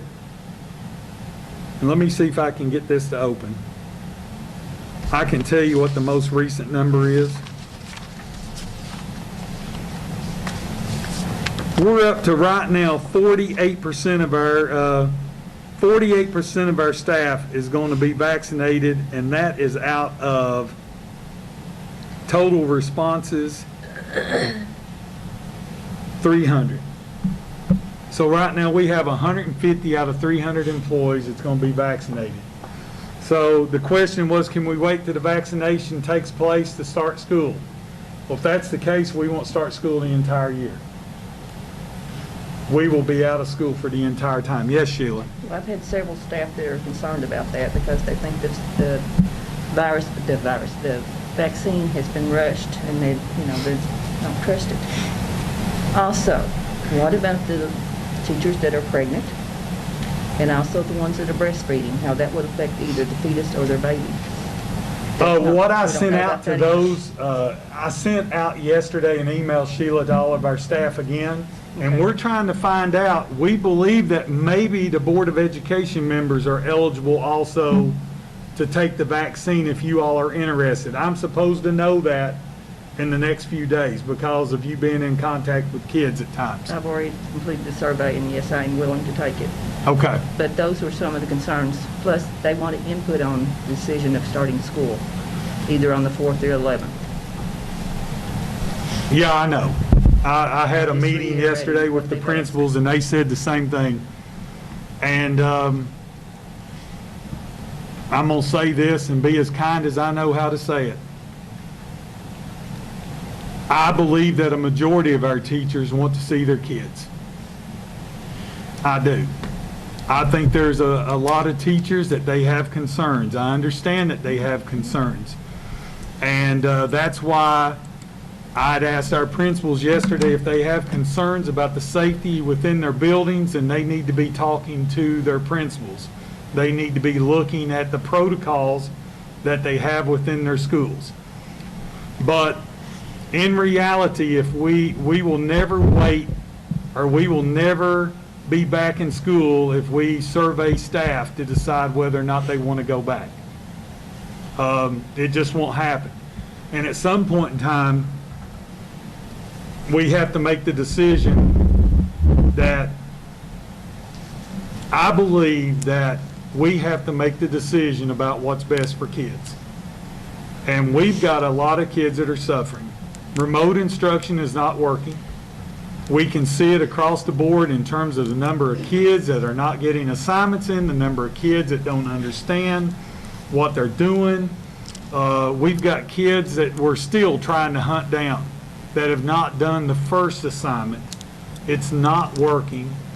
The social, emotional impact that this is having on students, if you read the Center for Disease Control, if you read those articles from the American Pediatric Association, is that kids not being able to attend school is having a dramatic impact on the social emotional needs of those kids. You're seeing instances right now where you've got kids that are afraid to go anywhere. You've got some kids that are just afraid, they're afraid to go to Walmart with their family because they're afraid they're going to get COVID. They're scared to death. And I believe in taking it serious. I wear a mask everywhere I go. I don't go places. My big trip during Thanksgiving is that I went 5 miles from my house to Dairy Queen, my wife and I did, to go through the Dairy Queen drive-thru. That was our trip during Thanksgiving. And so I believe in taking it serious. But I also know that if we survey teachers, we're going to have 30% of them that don't want to go back. So we're basically going to do a survey that people does not get their way, so they're going to be mad. And I personally don't think that's their decision. That's just me. Mr. Sett, what is the state recommendation right now? The date to start back to school, what is the state recommendation? What is he saying? Is it the 11th? January the 11th. I mean, honestly, I can't, I mean, I know they need to go, I want my child back in school, but I'm not sure it is the safest right now. I know the holidays coming up, I know there's going to be a spike, we know that. So I don't know, I just, what is the difference in waiting another week? Well, again, I think we start the year off on the wrong foot. I think we start back. What are we going to do if we start back and it just stays where it's at? Then all of a sudden we get to the 11th, we're still in red. Why do we not go back on the 11th? Let's wait to the 19th. But you still have the option, right? Parents still have the option. Parents have the option. Right. Parents have the option about whether they send their kids to school. We're on a hybrid schedule, so the load in your buildings is 50% of what it normally would be. In terms of going on, not only what's less than that, because you got only 60% want to come back, so you got 40% that's not attending anyway. You've only got 60% there, and now you divided that 60% into half, so you got 30% of the load in your building. And I'm telling you right now, school's the safest place, in my opinion, they can be. School's the safest place that our staff can be. And I personally, my thoughts is that we should go back to school on the 4th. All of our schools are on the hybrid schedule? All of them will be elementary? on the hybrid schedule. We will not even attempt to go 4 days a week until we see our numbers come down. Now, that's all dependent upon tomorrow the governor is supposed to release some executive orders. I don't know what those are going to look like. I don't know what he's going to say. He may make it an executive order not to go back to school on the 11th. But I've already seen multiple school districts that started saying they're going back on the 4th. It's a new school year. I personally would like to see us in school. We're going to see kids 2 days that week. And I just think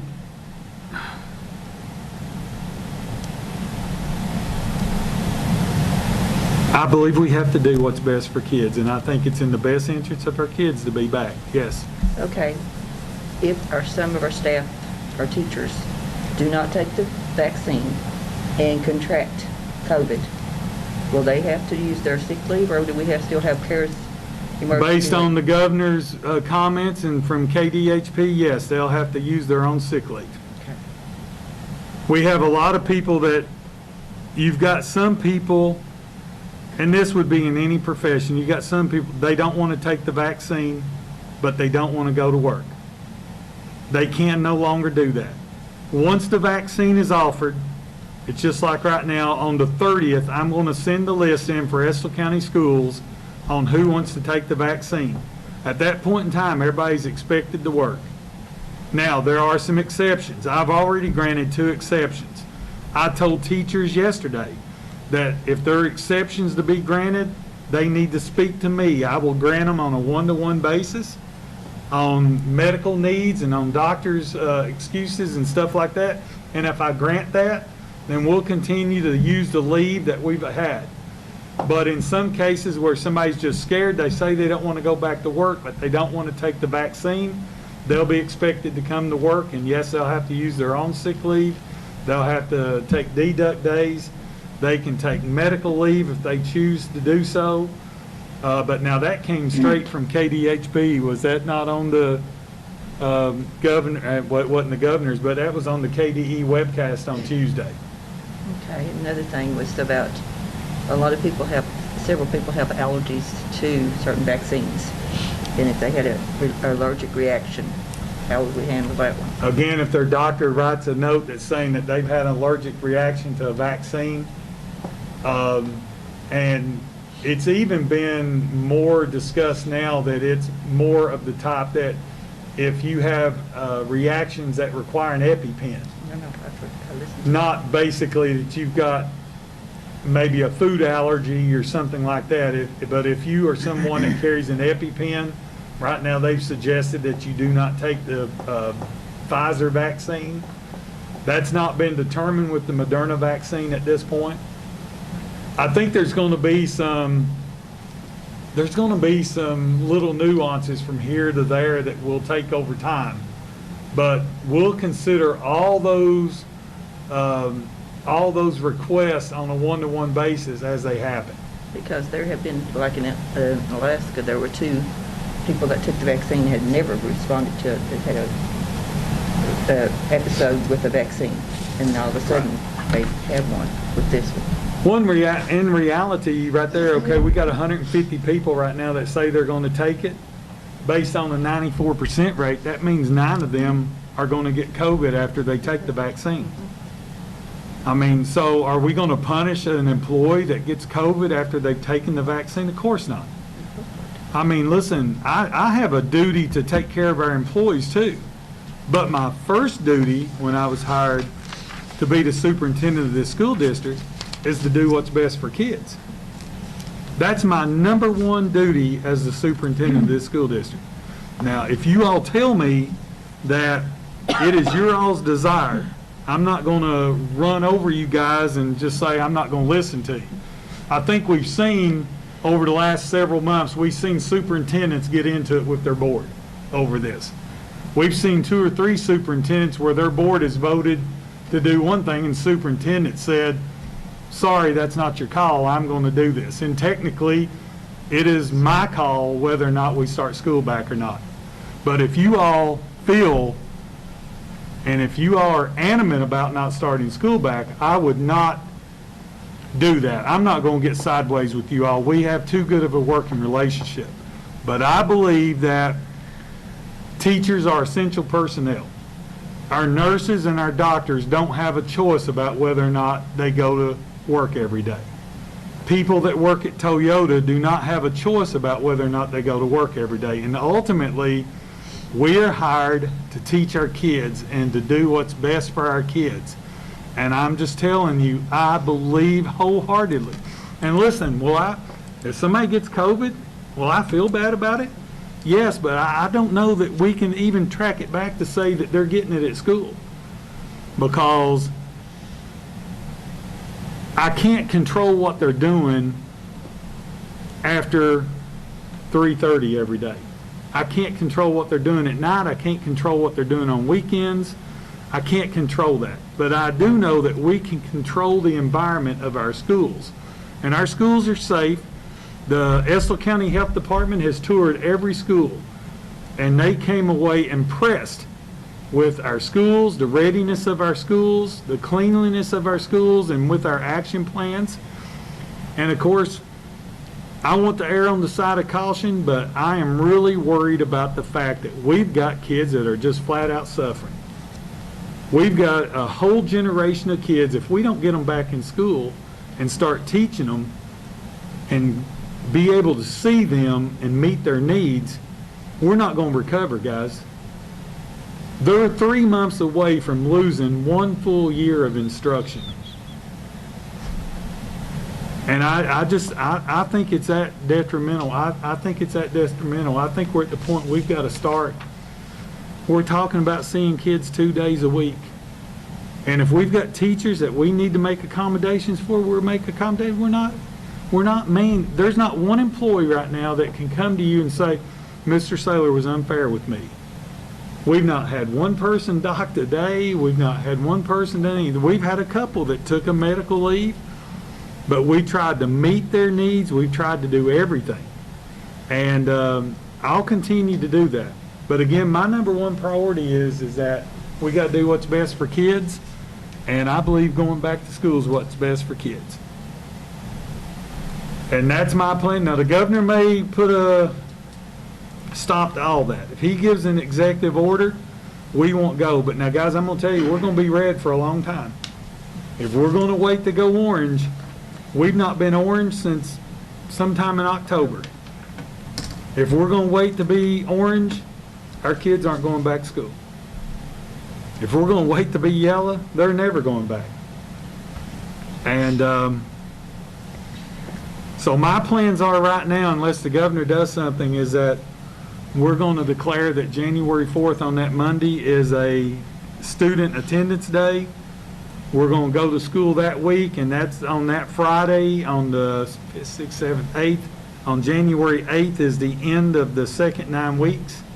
That gives them time to say, okay, this is what you're missing, this is what you need to get in, this is what we need to do. And then we'll start the new semester on January the 11th, and we'll start moving forward with the spring. And hopefully things will get better as the vaccine gets better. But now, guys, it's going to be May before you're going to see a majority of the population that's going to be vaccinated. It's going to be probably June, July. And again, you're going to see, I think, what we're seeing right now in this school district. 50% of the population is going to be vaccinated. And I can tell you this. They bring the vaccine, my sleeve will be rolled up. I'm taking it. I'm not going to bat an eye. My daddy said, anything free, get in line. I'm going to get in line. I'm taking it. And I just believe it's the right thing to do. And for everybody. But like I said, I don't want to get sideways with you all, but I believe what's best for kids is we go back to school on January 4th, and that's the way I'm moving unless you all tell me different. I'm 100% in agreement. I feel like the mental status of these children are in a horrible place right now. We've given the opportunity for parents to decide if they want to send their kids to school, or you can keep them at home. You know, I want to always do right by everybody, and you know, I also want to exercise my right to send my child to school if that's the case. So I know a lot of things, some good outweigh the bad, these kids are out running around sometimes in some certain situations, or hanging out. We can't control that. You can somewhat control it here, like you're talking about this being a safe place, but I can dare to say that we're all, I go to work every day, and I take all the precautions. I use hand sanitizer so much as, I swear to God, I think it's affecting my hands, but my belly says that I still go to the grocery store every day, so we all cover the basis of what we need and do what we feel is necessary. It's just everybody has to take the precautions of doing what's right, washing your hands, and never thought I'd be in a time where I would feel like I'd have to tell people to wash their hands, but that's where we're at right now. But I think, and obviously too, that there's going to be a lot of parents that are not going to send their kids back. And I dare to say that a lot of those children would disagree with those parents, and just hearing what I hear in my household. So I think they desperately need it. We make a joke, and it's a joke, so make sure nobody puts that in the paper. But I was talking to somebody the other day, and they were asking me, "Are we going back to school?" And I said, "Well, your your kid's not going to be the only dumb one. I mean, they're struggling horribly. I hear about all these kids that, parents don't understand algebra, and they're having a horrible time. They're trying to reach out to those teachers, but it's just not the same as sitting across from somebody to be able to explain it via a Zoom call or through the internet, whatever the case is." So, And it's still going to be hard on parents because we're still only going to have them 2 days a week here for quite a while. It's a struggle on parents. They're having to do a job they're not paid to do. And, I don't even want to get sideways with our staff. I know some of our staff, they disagree with us. Some of my principals disagree with me. But I know this. Our teachers, every month since March, our employees have been paid. They've not missed one paycheck. March, April, May, June, July, August, all the way up until December. They get paid tomorrow. They've not missed one paycheck. Their job is to teach kids. I think we have been honorable. We've protected them. We have tried to stay in lock and step with what the governor wants, but we've got 86,000 Kentuckians right now that can't even get unemployment. And quite honestly, I don't mean this bad, but we ought to be trying to solve that problem and let school districts go about the business of running their school districts.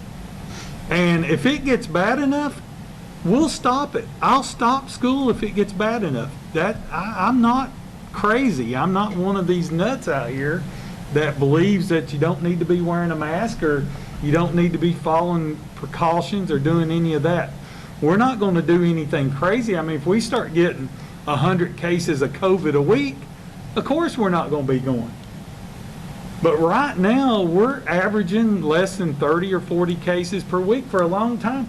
We gave up a whole football season. Think about those students that played football and played fall sports. Our soccer teams played 3 or 4 games. Our football team played 4 games. Our band, think about our marching band that did not get to participate and do a thing. We're taking opportunities away from kids, and we're destroying their social, emotional health. And besides that, we're not meeting their needs academically. And if we don't get back in school, we're going to have issues. So, our teachers are paid to work. We're going to protect them. We're going to take care of them. But we have an obligation to our kids. It is our number one priority. But getting back to school, that doesn't mean we're getting to participate in all these things again. We start basketball practice Monday. We're going to participate. We will be playing games. Now, everybody's not going to be able to come. Only parents are going to be able to come to begin with. It may be parents the entire year. People will have the opportunity if they want to. Every game is going to be live streamed on NFHS Network. They can do that. I'm working right now. If you saw the post, even after we had our board meeting, we're not going to have radio coverage through WBON and Wallingford Broadcasting. They've decided, we basically asked for one thing, for William and Danny to be allowed to broadcast on the NFH Network, and they said no. So we're going to seek another avenue. I've got meetings this week. We're going to figure it out, how we're going to stream it. We may not have a radio station covering us, but we will have live radio going out over the internet. Our games will be on the internet in terms of live feed. We'll get around it. Listen, we'll figure out how to do it. We plan on starting our sports program and cheerleading. Yes? Could you put that on our website? Yeah, we're waiting on the governor. Like I said, tomorrow, the governor has come out and he was critical over the start of sports. So I don't know if he does executive orders, we're bound by law. If he does it by recommendations, then we're going to move forward. And also a link to access the coverage through the NFL. Yeah, I've got a meeting this coming Tuesday morning, and hopefully I have been told up front that they will help us get the audio stream online. We'll have a dedicated channel to stream Estill County sports I've on. had several Audio. people asking me about that. So we'll figure it out. We're going to have probably just a stopgap measure this winter and into the spring to be able to broadcast our sports because of the pandemic. And we're going to start seeking a new radio partner to be the voice of Estill County athletics. So I think that's answered all those questions. Jeremy, you feel like I've answered those 4 questions? The only other question was, who was going to be responsible for if someone got COVID? Kind of sort of said that. I assumed that your answer was sufficient. I didn't know if you wanted to address that. If somebody gets COVID,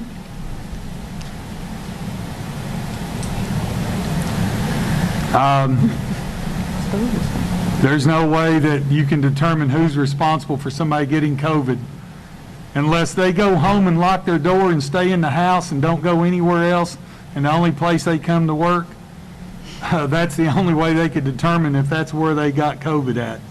So there's no way to really determine where somebody gets COVID. So I don't know how to answer that question.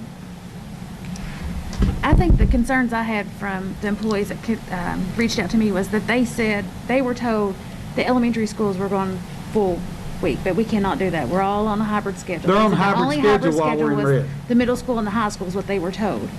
So that's not true. When we get to a certain point,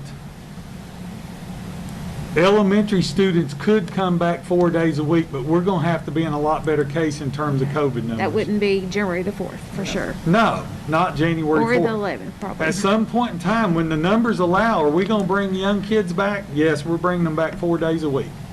Because I think the concern is the elementary schools are small, Estill Springs is small, the classrooms, I mean, they're full. Yeah, So, but they're able that to was the concern. isolate better than high school and middle school. When you've got an elementary classroom, you've got them in one particular place. Where high school students are having to switch classes, they're all over the building. So that's why it's been said from day one, in a lot of school districts in our state that have been going to school, they're going hybrid at the high school level, and they're going full go at their elementary levels. Guys, Bowling Green, up until the time that the governor stopped classes, gave the executive order to shut down classes in November, Bowling Green went every day. They were going every day with all of their kids. They had very few cases. They had very few employees. That they've had less cases and less people in quarantine than we had as a percentage, and us not in school. I mean, so it can be done. If everybody is doing what they're supposed to do on a personal level, And our custodians, we've got great custodians, we've got great maintenance staff. If everybody will do their job as they're supposed to do their job, we can offer a safe environment. And I can guarantee you this, you can come to Estill County High School or West Irvin Elementary, and you can stay all day there, and it's safer there than it is for you to go spend 30 minutes at Walmart. If you don't believe me, go out and try it. I mean, I was in a Lowe's the other day because I had to have something. It's one of those have to have things, and I'll bet you there was more people in there still without a mask than you would believe.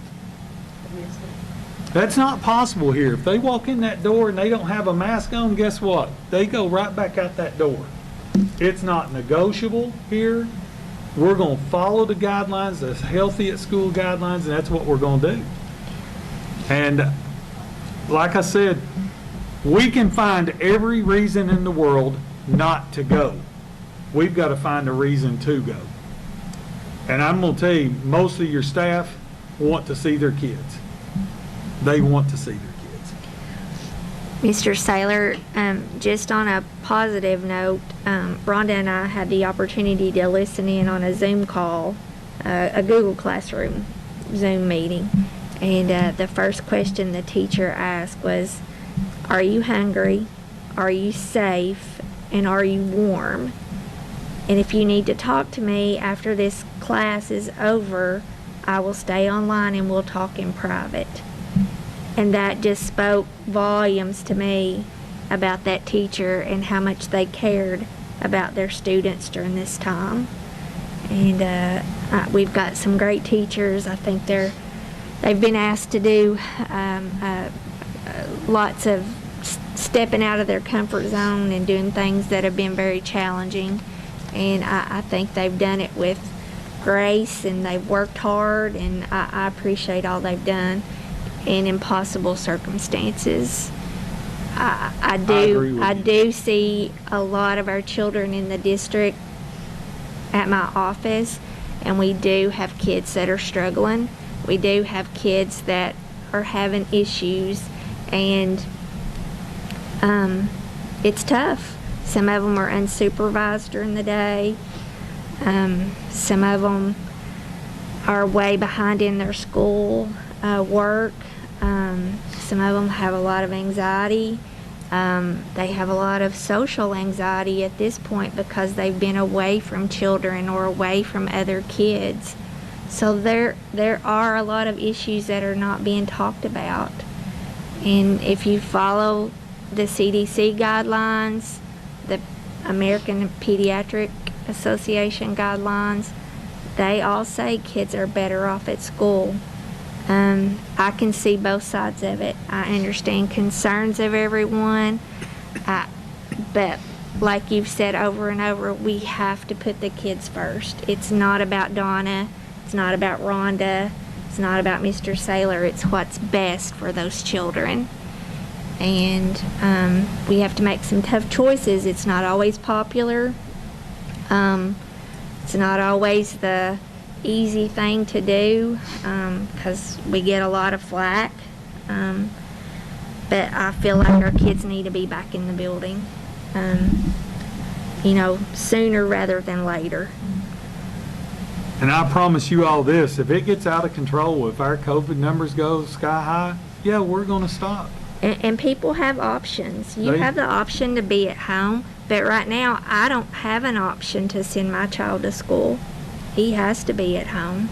So I feel like that, you have options.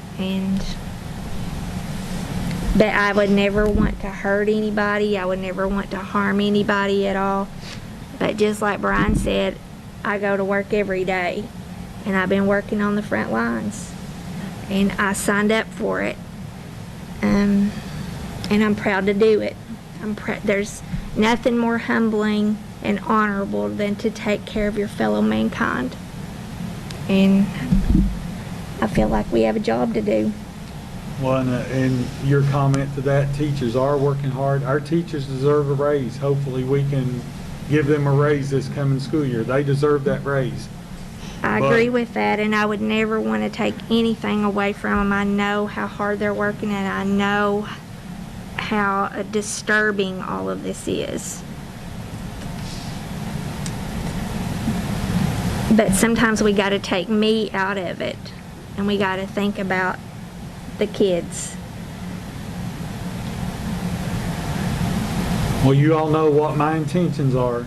I'm going to wait to see what the governor says. I will have something out as early as I can. If I can have it out next week, I'll have it out next week before Christmas.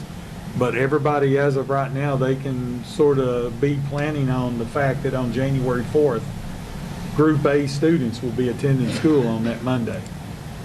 And now, if something happens, COVID numbers go sky high, we'll have to back off that. And that's the other thing I want our teachers to know.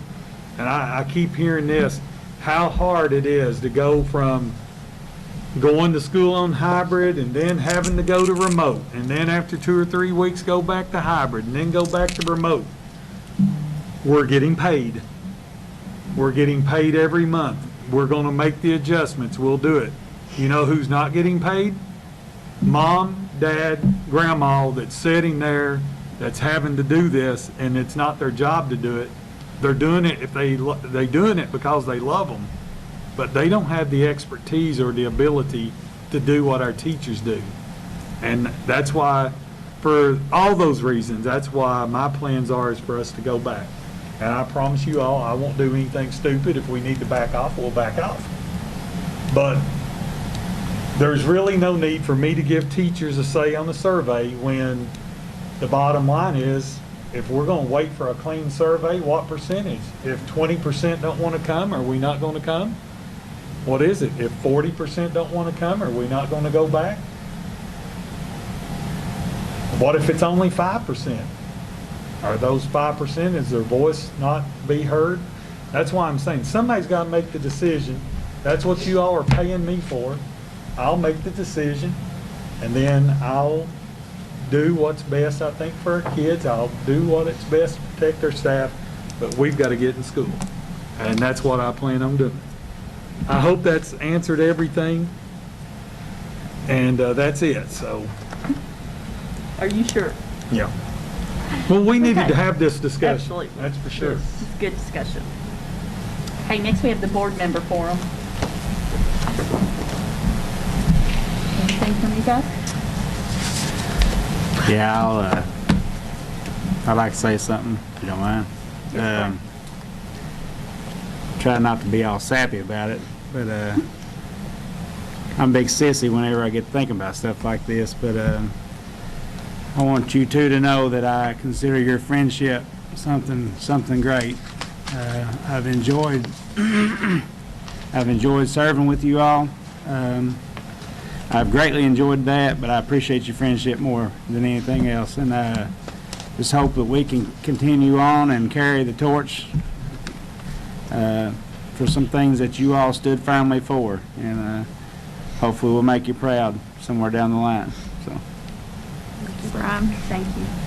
And I also treasure your friendship, and I've known you a long time, both of you, and hopefully for a long, long time. So, and we will try to make you proud and finish up what you started. Thank you.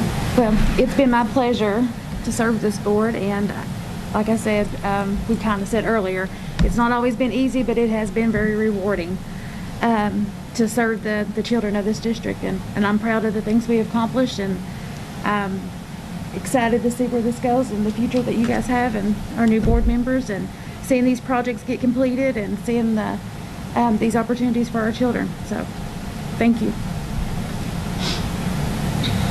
And I just want to say it's been an honor to serve the kids of Estill County and the employees of the district for the last 4 years. I just hope that we've left it in a better place than it was 4 years ago. Yep. And I feel that we have. So thank you all. You all have served with the utmost integrity, honesty, grace. You've been humble about things. I've seen you all stand firm. I've seen you all, when things were tough, when people went low, you all went high. And you did it over and over and over. and I was proud to serve by your side. And as everyone else echoed here, we've developed really strong bonds and strong friendships, and you all have left a lasting legacy here in this district, and it always has been all about the children. And you all served with grace and dignity, and I'm super proud of the work that you did. And you all are some of my besties. Thank you, Donna. Thank you. And we don't need a closed session, right? No, we can close out the closed session. We don't need to have it. So I need a motion to adjourn for a final time. Thank you, Sheila. Do we have a second? I second. Anyway. All in favor? The motion carries. And